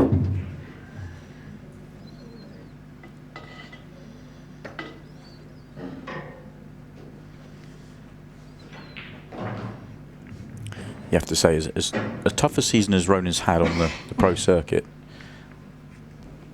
95% of the players would take his year as he won the world title. Absolutely. Only 95. Well, I just don't. I just think that it's not quite what it once was. That's the only reason I worded it that way. Yeah, it doesn't have the strongest field you could possibly have. Yeah, I mean, would you take Tom's season over Ronan's, yet Ronan won the World Championships? Absolutely, I think everybody would. Well, he won a few quid, didn't he? Yeah.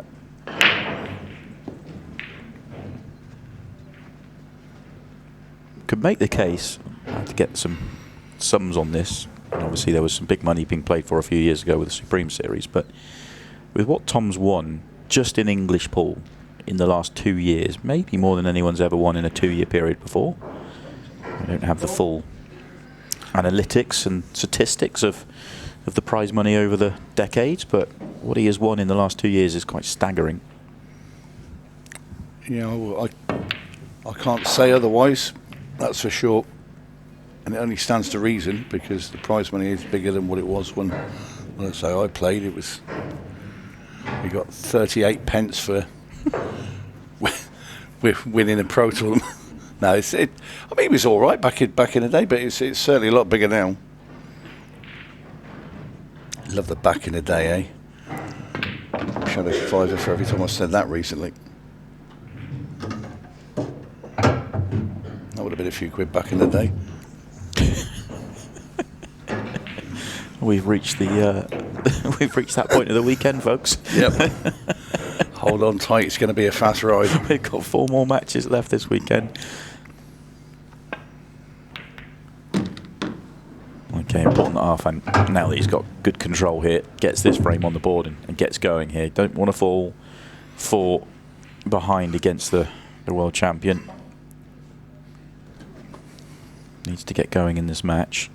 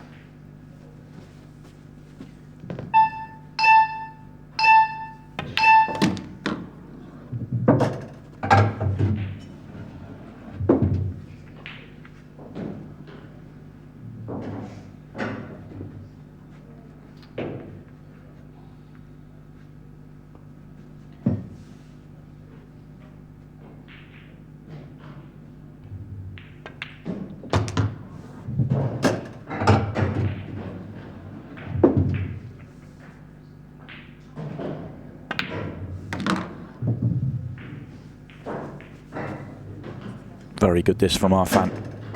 Once he got it all nice and lined up, it was there for him, but he has made sure, and he's on the board. The daddy is up and running. 3-1. Plenty of time left in this match. Race to 7. Ronan's break needs to turn up now that he's let Arfan right back into the match, and well, that's the best break he's hit in the match. Obviously he hit a very good break in the first one. Now, he's made other balls, so the red comes back up, but the red is on the 8-ball spot. So a delicate operation here, just to get the 8-ball as close to the spot as possible in a direct line, as close to the red without touching it. Slightly delicate one, but once it's back, does that ruin reds and make it yellows? Probably wants to be yellows anyway. Depends on the 8-ball, which is the biggest problem for yellows. Does change the layout though.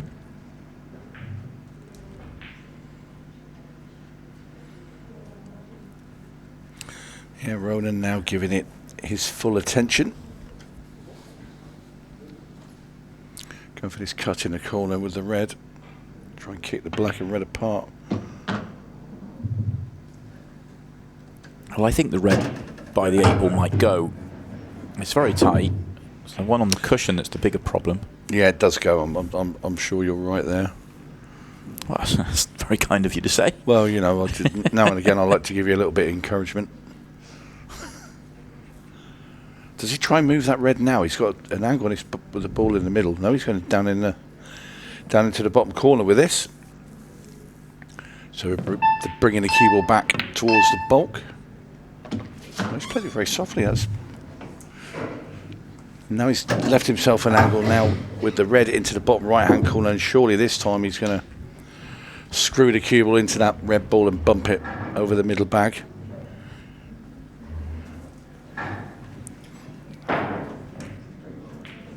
No, he's going back upstairs again.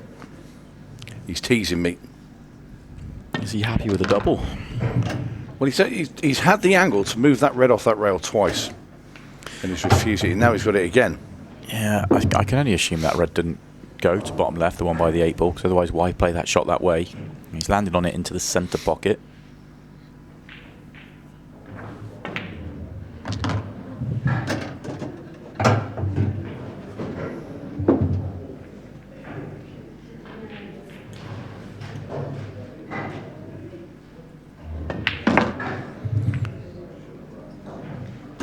He wouldn't have minded if that had dropped. It's going to be difficult to get above the centre pocket here. So I put this in. Sure, we can dig deep and screw with a load of right hand side through the gap of the black and the yellow.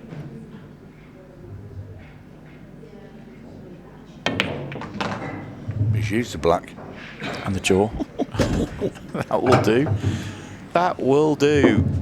Not how he drew it up. It doesn't matter.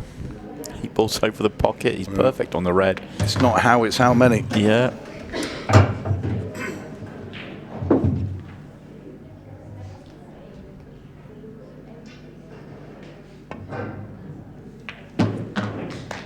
Holds up his hand again. Apologise or acknowledge the fortune he had. Well, we said that Arfan had a touch of fortune in the clearance earlier on in the match, but we have to say the same thing again there. That was pretty fortunate for Ronan McCarthy. 5:30, plenty of time. And it's not the best of breaks. It's very gentle, that. It's timid, wasn't it? Just mistimed everything. Yeah, he did look very happy with that runner because he knows he's left a little plant down into the bottom corner there with those yellows. And it's giving Arfan a free rein at these. Has to have a go. Is the plant on? The yellows? He can nick it. If you did it very thin and get the yellow to go back into that cluster of balls, that'd be great, like that. Oh, that will do. He can, as long as he's not touching the one he's next to, he can clip that one in so he can go, and that's opened up the other yellow in the triangle area, which would have been tough. No, he's not touching it. Just you can see a tiny little gap there.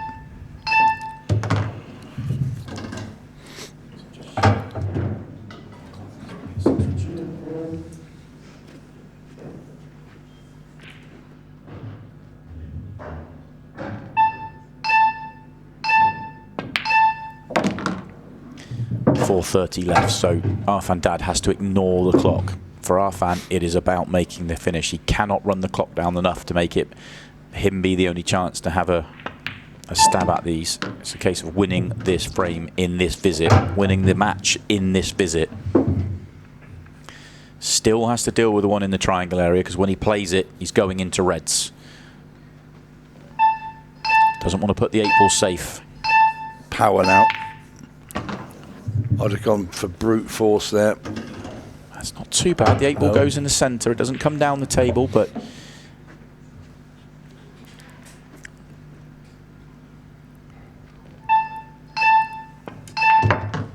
oh, this is poor.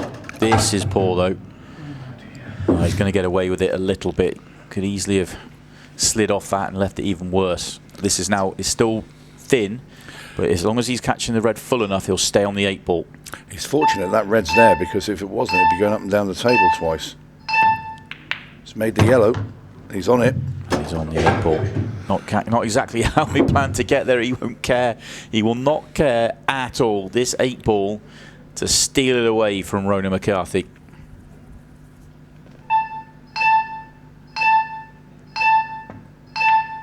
And the daddy has done it. He's come from behind and he has got the victory.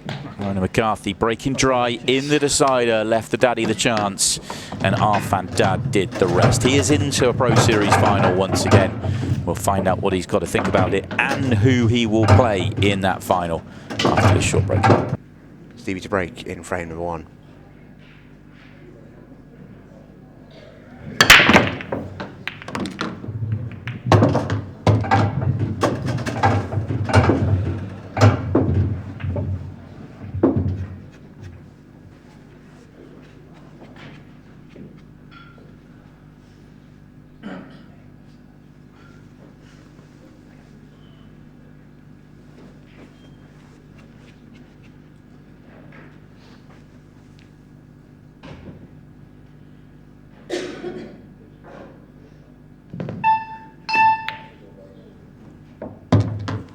Yellow balls in play.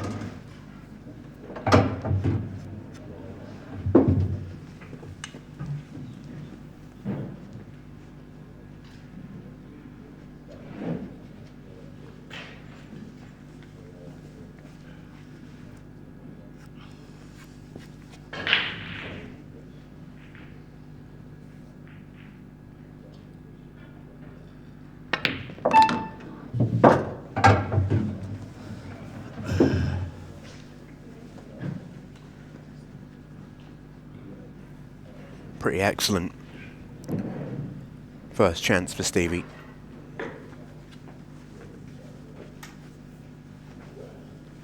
First shot into the middle was excellent. And these three sort of naturally pick each other apart.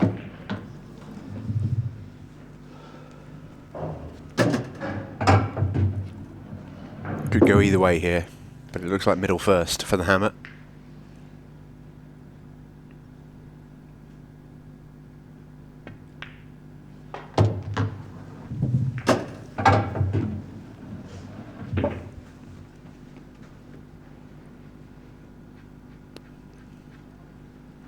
Overcame Josh Kane in his quarter-final, did Stevie. We saw that earlier on. It was a right Royal Rumble, really.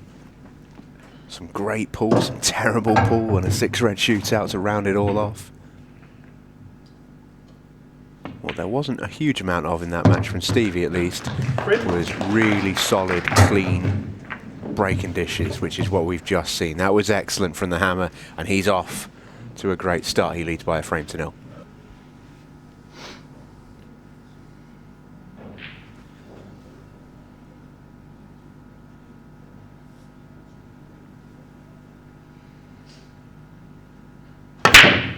Cool, that break's returning. That break is returning to levels that Jack Whelan would like. That's brilliant. Yeah, fantastic break. Just look at the split.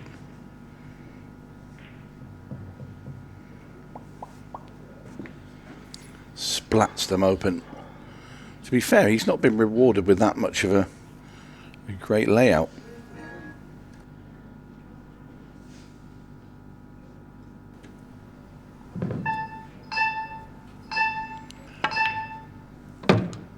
We've gone with a thin cut into the corner of the red. Slightly better colour. And also being as Jack's first at the table,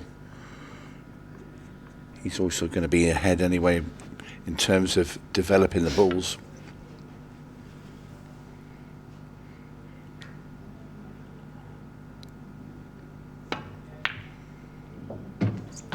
That's a super shot there.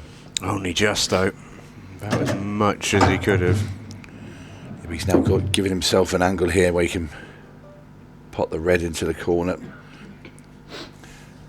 We wanted to play deep screw shot into this yellow, really pull the cue ball back hard and play that lovely play, just cannon it out off the cushion, and he's on it as well. Now, just that red in the middle of the table now has started to come into play a little bit. I think it squeezes past the yellow into the middle, but it's getting on it in that area. He might choose just to roll this in and play it next.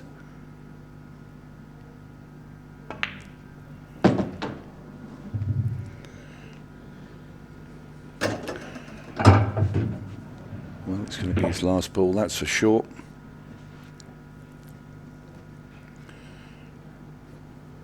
So he wants to pop this red in, come back 3 or 4 inches and then cut the red into the middle. That's perfect. Absolutely perfect. I think he just dropped this in very, very softly and have the black in the bottom left-hand corner.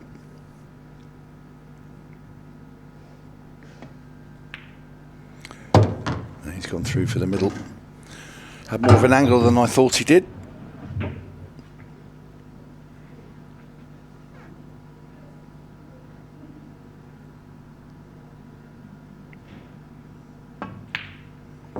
And in goes the black. Jack Whelan again with a lovely finish. So the hammer breaking off now, frame 11. 6 minutes 39 on the clock. And his break's been really good for the last few frames. And he's on a red.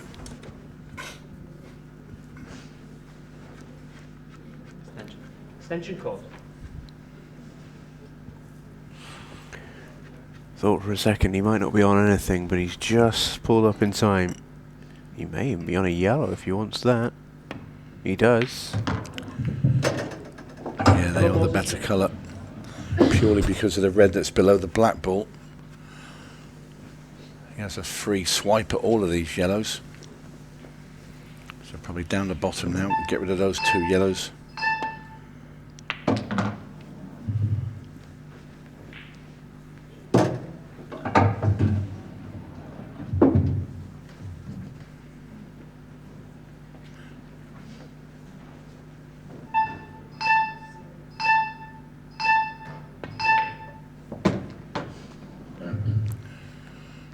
Going up the rail next. Don't think he's got a choice. He hasn't got a choice.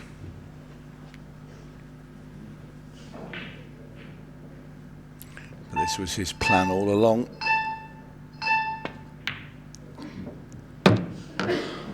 Lovely shot.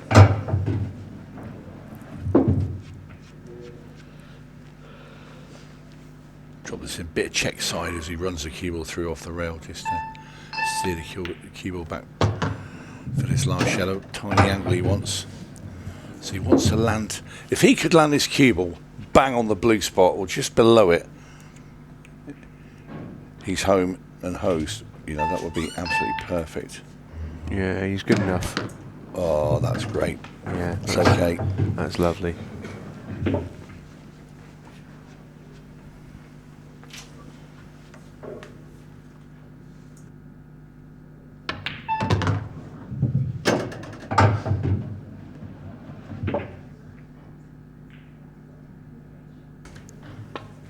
And down goes the 8 ball. And Stephen Dempsey once again edges in front. He's now on the hill. We have 4 minutes and 23 left.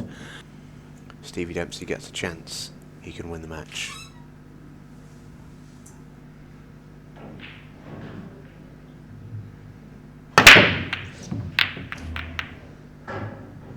Oh, he's not got one. Oof. Oh, that's painful. That has got to hurt because just look at the layout. Oh, that's painful. I don't think you can quite believe it. Stevie Dempsey quickly chooses yellows.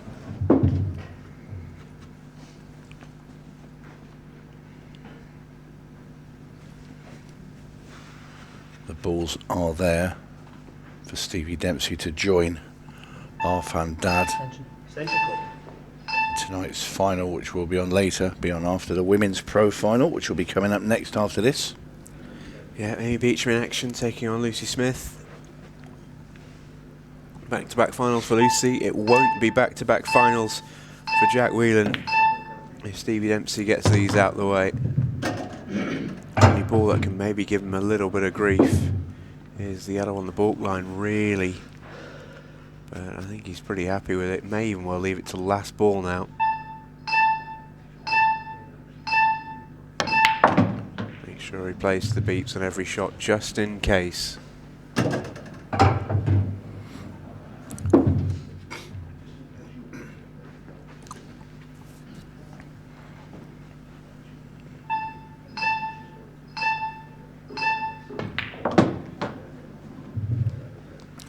Nicely shot, nicely executed shot there from Stevie, because the way he just played that one, so it floated the cue ball through that gap. The sort of spin took quite late, but it made it come over to the right hand side to play this plant. Oh, don't bounce too far for Stevie. If you hit that a bit thin, then it would have gone on, knocked it onto by the jaw. 3 balls away.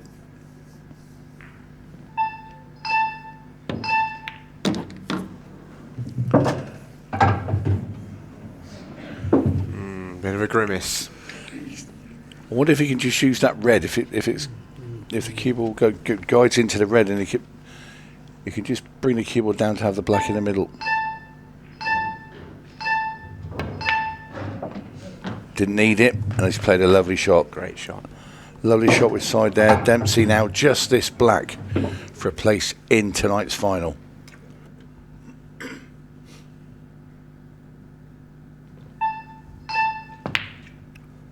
And Stevie Dempsey punches his ticket to a Pro Series final for the first time in 2024. He's left it late, but it has been great for the Hammer. Jack Whelan falls at the semi-final stage. A fabulous weekend for him as he bids farewell to Ultimate Ball and to English 8 Ball. That will be it for Jack Whelan. He signs off in style with 2 fabulous runs to final and semi.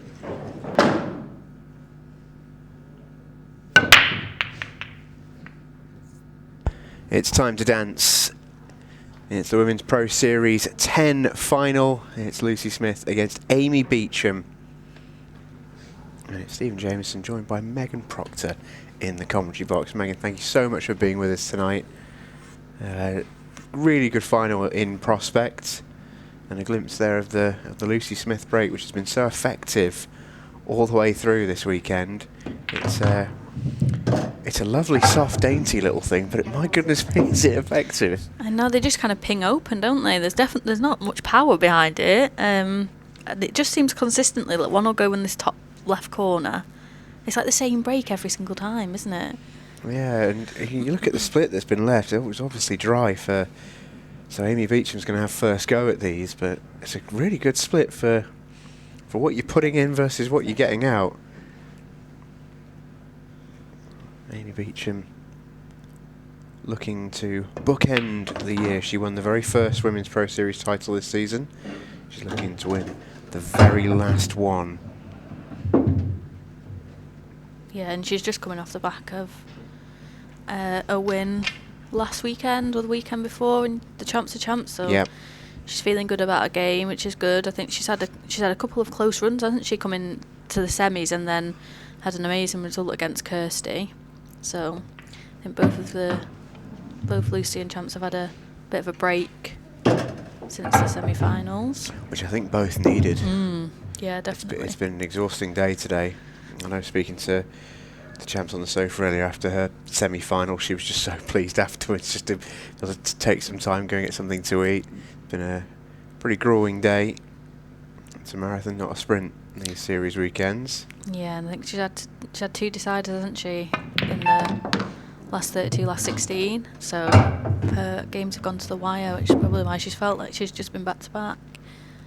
Yeah, I know her round of 32 match with Ash Dinsmore went down to, well, it took about 2 hours, I think, which tells you all you need to know. Went down to the wire. Now, as she just knocked this yellow safe, or does it sneak past? She was pretty annoyed with herself initially, but does it wobble past? Oh, no, it doesn't. It's a rematch, this one, in this final, of the semi-final from last night. And Lucy won that match mainly through her counter-clearing, and that is not the shot she wanted to play. Had to get rid of this yellow, because now Amy can just revisit and go again. Get the cue ball out might not be easy, though.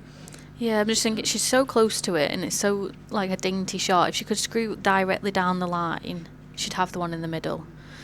But how close she is, she can't really play that. It's a big bounce. Does that go past the yellow? The top yellow? No, I don't think so. Oh, she's she's looking at the plan. Yeah, isn't she? this is serious tariff.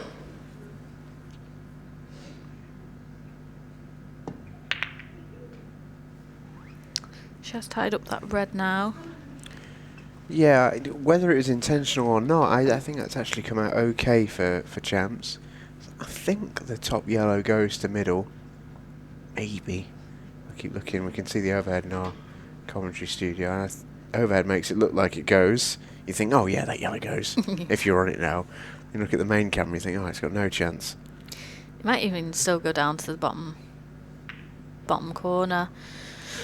Lucy knows she doesn't need to do anything drastic here, and she's let Champ see the one yellow that she wants her to see. She'll have to move this now and move the red. Yeah, it's the one thing that I think Lucy does really, really well. Is just not play within herself, but just play her game. Just be solid. Make herself hard to beat, and you're hard to beat. I think Amy's a bit more sort of purist in that sense. She plays the table on its own merits and looks to win as many frames as possible. That's, I think Lucy's a bit more sort of match by match focused. Plays the situation a little more. Although She's not got that one right. She's got the cover on the bottom right corner. I'm assuming from this angle it doesn't look like one passes into the top right. no, I don't think so. Hard to see it going anywhere near a pocket. What's Champ's got in store for us? Yeah, just tried to swerve it round and play it off the red. That was a very hard shot. This will be a good chance for Lucy now.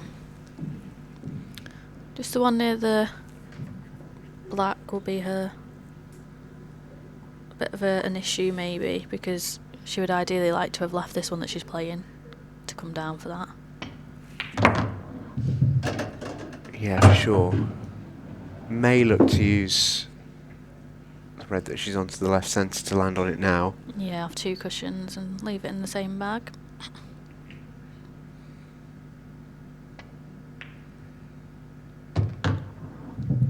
Just under here slightly there.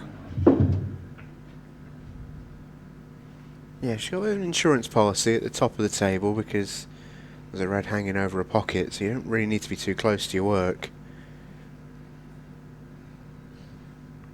There's She's definitely taking some. this long.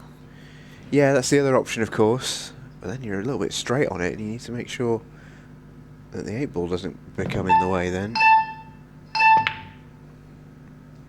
She did have enough angle. It's a good shot. Yeah, it's just held up in time, hasn't it? Otherwise she would have been playing a very long card plant. I think she's still on this one to the top left, and there's still a good chance.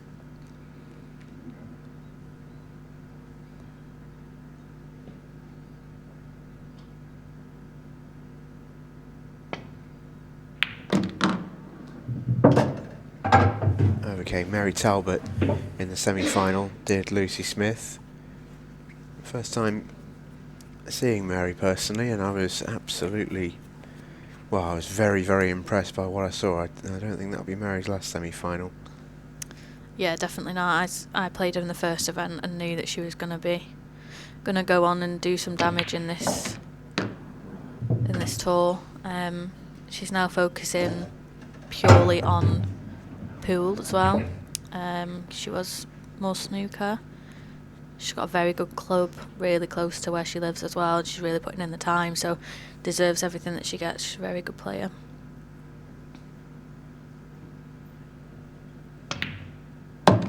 Yeah, it went down to the wire, her and Lucy earlier on. Lucy just edged it with the clock running down.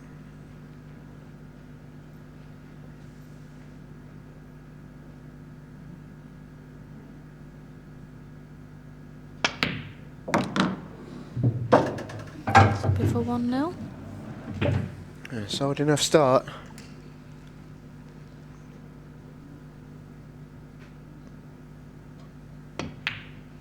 A couple of similarities really to their semi-final last night in a way. can tell you that's not how she was breaking in the quarterfinals against me. So I'd like to see some of the. I'm some of that break, Lucy. I'm really pleased that you got that one in there. I'm really pleased for you. Yeah, it's just not, maybe I need Trish just reffing for me in the quarterfinals. I'm sure you can put it to her. Yeah, they're just not springing open like they have been doing for her, and we're gonna have another what looks like long and tactical frame. Yeah, these have not been the sort of, these haven't been the splits that we've been used to seeing at all. No, not at all.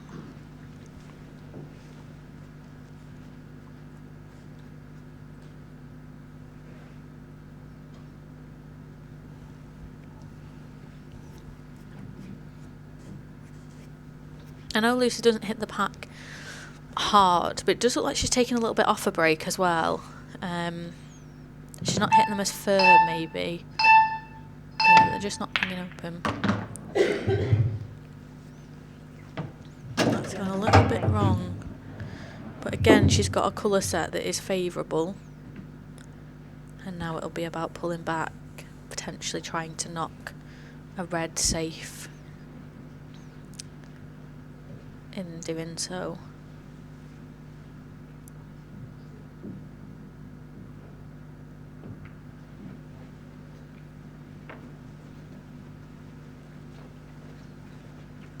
Similar story to last frame, to be fair. Really similar. In that Lucy's probably got a bit of an upper hand in terms of colour. But there's not much in it. So it's who's going to steal this one away.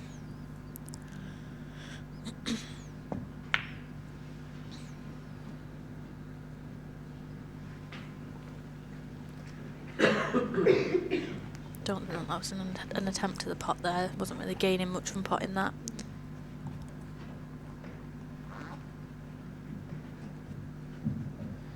I'm not sure if the left yellow does pass. Because if it does, this is a chance for Lucy. It's quite hard to see. I don't think it does. I don't think you can get the cue ball in there for the potting angle. I think the red's two in the way. Or foul. Oh, did it get there? I think it just got there.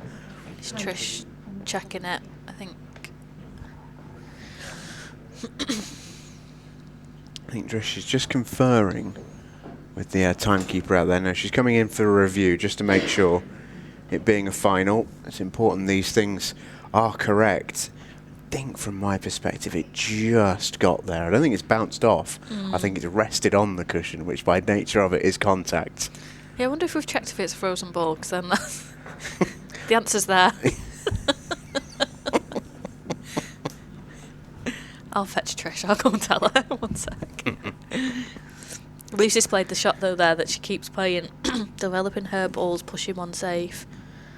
In this case, there's potentially it could be a foul.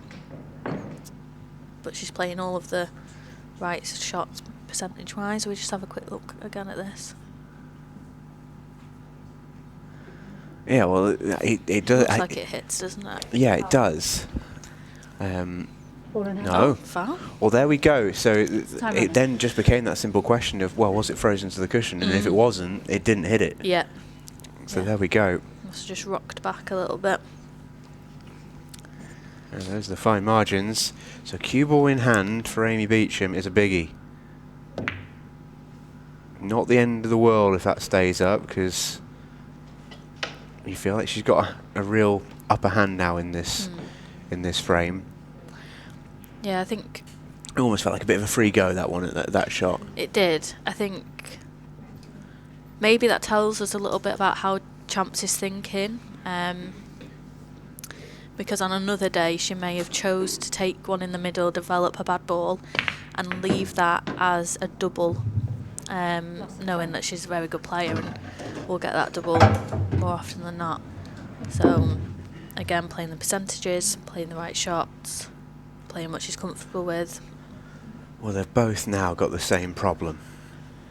And no one wants to move it. Oh, no one dares move it. 2-2 in the final, 15.5 minutes. And it is almost who dares go first. If those reds are a plant, I think they're just off. And they're off the wrong way as well. They're not off to move the bad ball, they're off. If she played it now, the white would go into it. Yeah. This is interesting. I think she might be looking at the loss of turn here. And the white naturally might just nestle into that bit of an issue area in the left-hand side. Oh, she hit the knuckle. She got lots of turn, but hit the knuckle. Not a terrible result. Loss of turn was the important thing. I think The thing is you can almost, in Champ's position, because you can make a read, can't you? You almost know Lucy's not going to commit to anything to really push the boat out. You can almost use that to your advantage sometimes and almost second guess what she's going to do off the back of yours. Yeah. You see Lucy's playing lots of turn here. Lost turn. How brave do we feel, Champs? She'll be forced into taking and going somewhere here. If she plays one in the middle, bumps out for the one into the corner to go into that yellow and red. I think that's the only option really. There's not much of a safety option here, is there? No, she's gone for that, but I don't think it's the end of the world. It stayed up. The reason why I say that is you're absolutely right. I don't think there is much of a safety option here. But you basically are saying to Lucy, can you break that ball out? And sort of almost play Lucy at her own game, really.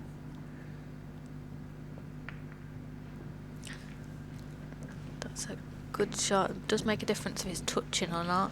If it's touching, yeah, it does make a big difference. Don't think it is. Not heard Trish call it. Which does make it harder. Delicate one. That's a good shot.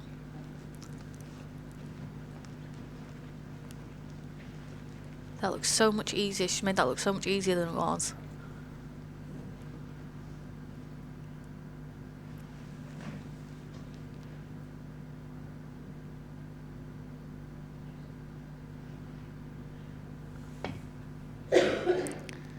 That's a great part. Yeah, that's a brilliant shot. And they're all there now.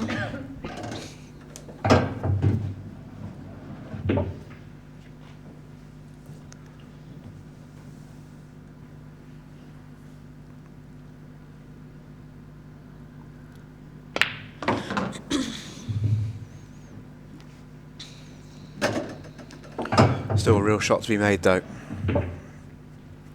And I think you've got to play it now.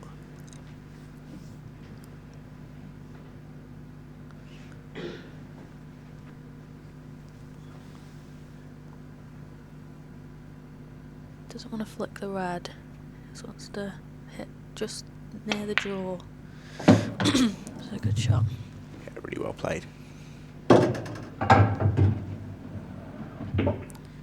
Lucy looks more and more calm out there, doesn't she? As you will, the more you go out there. And last tour, got the event won. And then 2 finals so far this tour. You got to be a good player to make back-to-back finals. You do. Got to be even better to win one.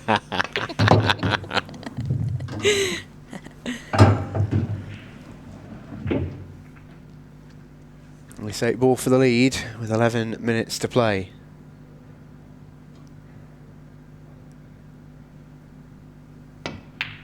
It's there. Heart of the pocket. Free. It's not been the match so far that we maybe expected, has it? But Balls have dictated that in a big way for me. 100%, yeah. Not guaranteed to be in a 6 red yet. Nope. 128 is enough time for a clearance or a counter clearance. Lucy Smith on the break. Especially if we see the Lucy Smith break that we've been seeing. Oh, I can't believe that's dry. These are nice. All right then, champs. You've got 1 minute and 20 seconds. And these look really okay. It will be yellows for Amy Beecham. Yellow balls in play. If you don't don't want to do a 6 red shootout, champs. Do a 6 yellow shootout. And get yourself a win that way. Oh, that's come out perfect. amazingly.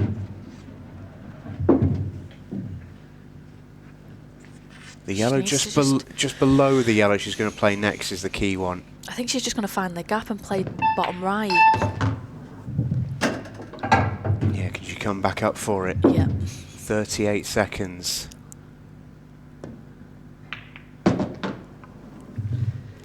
Yeah, this is hard to get on. Do you just play the double? She may have to. She's got to hold for the double first, which isn't know. easy. Or she can have a swing at it. I don't think it's got a natural pocket. 16 seconds, she can't lose. If she can find a way to make this, she might win. Yeah. We are going the distance. Just didn't quite have the angle she wanted on the top of the 2 yellows to the middle, which meant she could play them back to back. I think that was the key to unlocking that one. Amy Beecham frustrated, the clock ticks down, it's 6 red shootout time for champs. It's a good break. Very good break. Cue ball running on the first shot isn't ideal. Key to any good 6 red is economy of movement with the cue ball. This is more like it. It's just wasted a bit of time there, but she's... Oh, I'm telling you, she's practiced this. Right, just needs to plant. That actually isn't the worst thing that's sort of come out like that. Oh, is that a bit awkward? No, it goes. So it's north of 30 seconds. A little bit of a grimace from Lucy. That could have been quicker. 6 clean pots and you win. That's not bad. You can play 1 shot to develop. Goes for the pot first, takes the time to set, and now you've got to move. 31.04 to beat. I think this is good.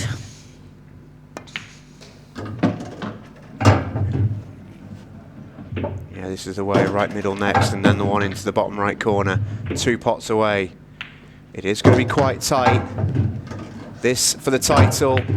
Amy Beecham's done it. She bookends the Pro Series season. She won the first event. She's won the last of 2024. I don't think she knows yet that she's won. Are we sure? We're sure she's won. I mean, I Someone tell her. I was pretty sure. Going to bring in Tournament Director Neil Toms to make the presentation. Your Pro Series 10 champion is Amy Beecham. Our Dad has been to a Pro Series final before. When he did, he came up short against the man that is hitting the break now. Simon Webb and Tony Holgate with you. Really excited for this, the final match, Tony, and it should be a cracker. Absolutely. Looking forward to this. After that exhilarating women's pro final. Watching that six red shootout from the sidelines. Well done to Amy Beecham. Many congratulations. And now it's on to the last final. Yeah, congrats to both players actually. Lucy making 2 finals this weekend, some achievement. You know, three finals on the trot essentially. It's quite incredible. And winning the one last time we were here in Blackpool, so no doubt about it. Lucy Smith is absolutely right in the mix, but Amy Beecham showcasing her class once again. But here we are on the pro final, and well, it's a really interesting match to talk about and call, because if this was 2023, and that was an excellent shot by the way. How did you get through that gap? I mean, the gap is a ball swither. But if this was 2023, I'll have another look at it, we would be talking about how Stevie Dempsey is riding high, he's winning titles, he's at the top of the game. Yes, he's the number 2 seed because he carries that ranking for the full year, but it has not been the season that Stevie Dempsey was looking for. And if he was to walk away with the title here tonight, it would really put a gloss on the season and turn it from a disappointing one to a good one. Our Dad, on the other hand, is still looking for his first pro title with Ultimate Pool. He has been close. I referenced it. He's been to a Pro Series final. He's been to semi-finals, quarter-finals galore. He's back in a Pro Series final, looking to go one better and lift the trophy. Well, he won his semi-final half and dad against Northern Ireland, and now he's playing a man from over the border in Ireland, Stevie Dempsey.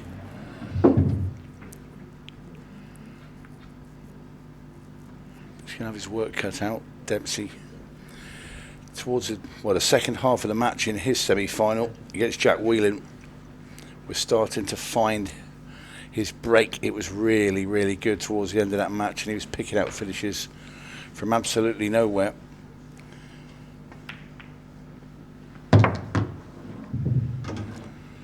This is just the start that Stevie Dempsey would have wanted.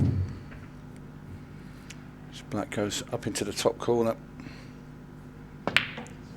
And in she goes, and it's Stevie Dempsey that gets us underway. First one on the board in this final.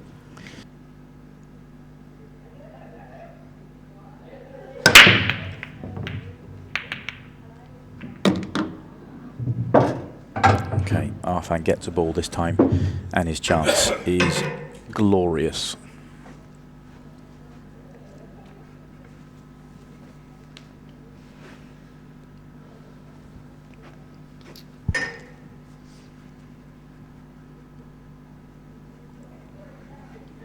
I think it has to be reds. There's just no point worrying about the yellow above the 8 ball and the yellow on the right hand side. All the reds go. Just wonder if he was considering the plant first shot to bottom right. Just the way he was looking.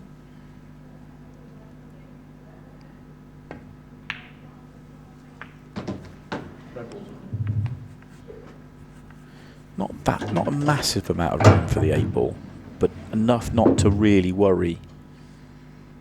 And I like getting rid of the red bottom right hand corner. I don't see that as a good last ball. A couple of the reds top right would work quite nicely. I mean, that's where you want the cue ball for the black red, basically where he is. Yeah, now. I mean, it'd be fine. ideal. But he can come down the table a foot, or, foot and a half. He's got room. It looks a little tight, but he does have room.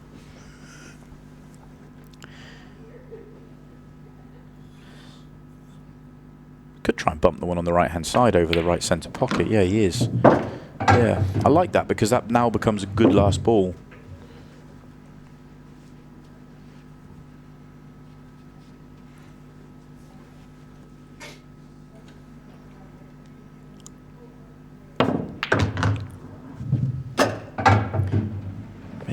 Maybe a hair straight.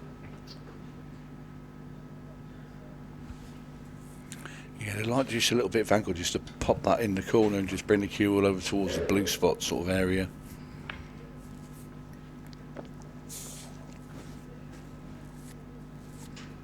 I think he's fine as long as he pulls back, 2-3 rolls more than he's got now. Just go on and off the cushion. Okay, you're crossing the line a little bit, but it's fine. You've got margin of error on the shot. You're not really moving the cue ball very far. A player at Arfan's level should be fully under control with it.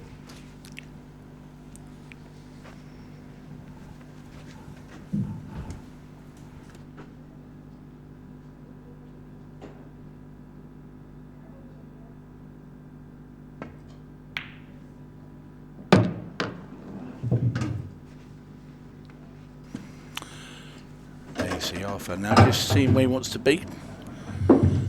Like you said, Simon, he has a bit of room to play with. He can just dribble this cue ball down a bit, and that's going to be fine.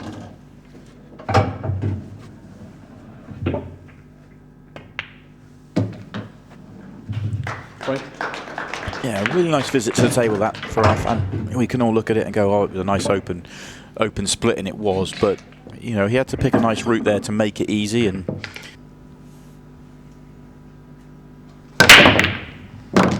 but he keeps breaking well though. The cue ball was flirting with both middles there, but the result's good though. Oh, happy days. Well, it's a good job he'll probably want reds because he's surrounded. He's got 3 of them all around the cue ball here, but just look how open they are.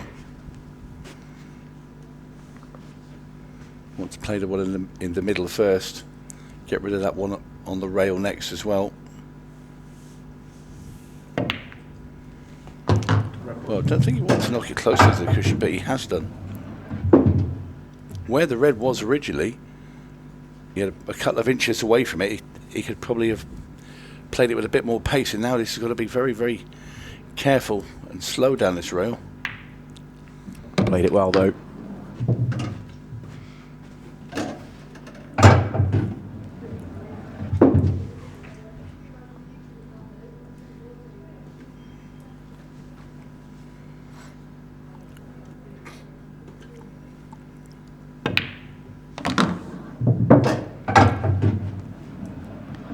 That's okay. A little bit too far, maybe, of perfection, but you can just roll this through, and he's not going to go too far away to cause a problem. Well, no, because the yellow that's next to the red just below this when he pots it is going to hold the cube for him. Yeah. But we'll need to now. We can just run this through, I think, and have the black in the other corner. It was actually a touch straighter than I first thought. Yeah, me too. Another brilliant visit to the table from our fan dad. This is some standard we're watching for a final. There is a major prize on the line here, and both these two are playing like it's just a knock in the club. Break finish for break finish, blow for blow, and 5-5. Both players need 3. That has to start with a ball. No. And drive for the first time in the match. What a time for that to happen, and what a leave this time. Reds. Yeah. Right. And as you're thinking, well, the black's tied up, the red goes off the yellow into that corner, and that frees the pocket up as well.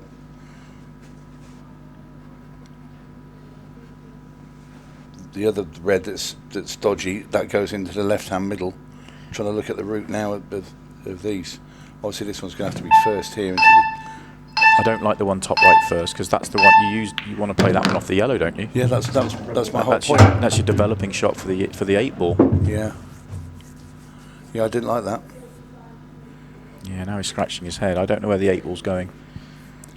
I mean, this could be down to a little bit of because he's not won a pro title before. Do you think it's going now? All sorts of thoughts go through his head at the moment. Well, he's got the 8 ball in play, and he is on this red. It does. He's thin enough to be able to clip it and let the cue ball run.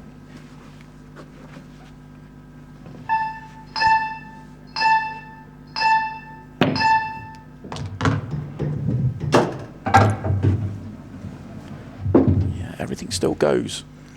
Yeah, it's an edgy one for him, but he's every time he's still at the table, it's another 15 seconds as well off the clock.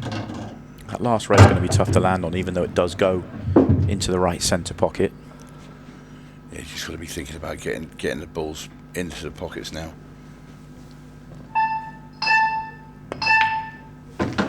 That's a nice decision. Leave the natural now. So he's going to use the yellows to hold, as long as he doesn't get a bad flick. It's going to be incredible for our fan dad to live this final tour of the year. Look at that. Well, what a display. Now. And this is it. This is it. This is for the title. Forget about the clock. Forget about everything else. He just needs to get to 8, and he's 2 pots away. He's done it. And he'll now know. He will now know inside that a first Ultimate Pool Pro title is his. Our fan dad. No. Oh. No. Can you believe it? I don't believe what you said. Can you believe what we are seeing? Our fan dad had one hand on the title, and now he has 3.5 minutes of torture. That is quite incredible. Wow. I can't believe the white's gone in, look. Well, I can, but... Oh, my word. Just can't believe how it's unfolded. It's incredible. 56 seconds to go. What a break. But there's no ball. Our fan dad's going to have a chance to win it. It's a tough one for a quick finish. The yellows are spread far and wide on cushions, and the reds have 2 at the top of the table. It's hard to find a 40-second finish here. I think he's taking the 6 red. He's taking the 6 red. Well, yeah, 30 seconds. Have a dip here. Not enough time to be countered. You're going to get just about got enough time. It's right on the brink. And leaving the yellow down the table makes it so much harder. And that will be that. 10 seconds to go. We are going to see another 6 red shootout for the trophy. You cannot write this script. Arfan Dad had it won. He cannot believe the cue ball went in. And they're even talking about it now. I mean, we can't believe it in the commentary box. I'm sure you can't believe it at home.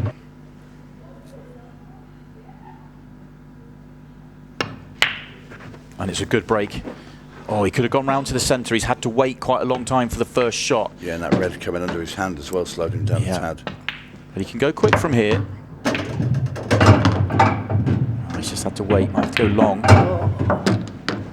This is still going to be a good time, you know. If he doesn't miss, it's going to be in that sweet spot for him. Yeah, very good. Sub 23. The unofficial time, 22.78. Oh, and they've stuck. And they've stuck. He's going to have to open them up. Oh, that might be a foul, and that definitely is a foul, and he is going to concede defeat here. Somehow, some way, Stevie Dempsey is a Pro Series champion for a 3rd time. He's an Ultimate Pool Pro champion for a 5th time. He goes tied with Chris Melling, only behind Tom Cousins in the history of Ultimate Pool.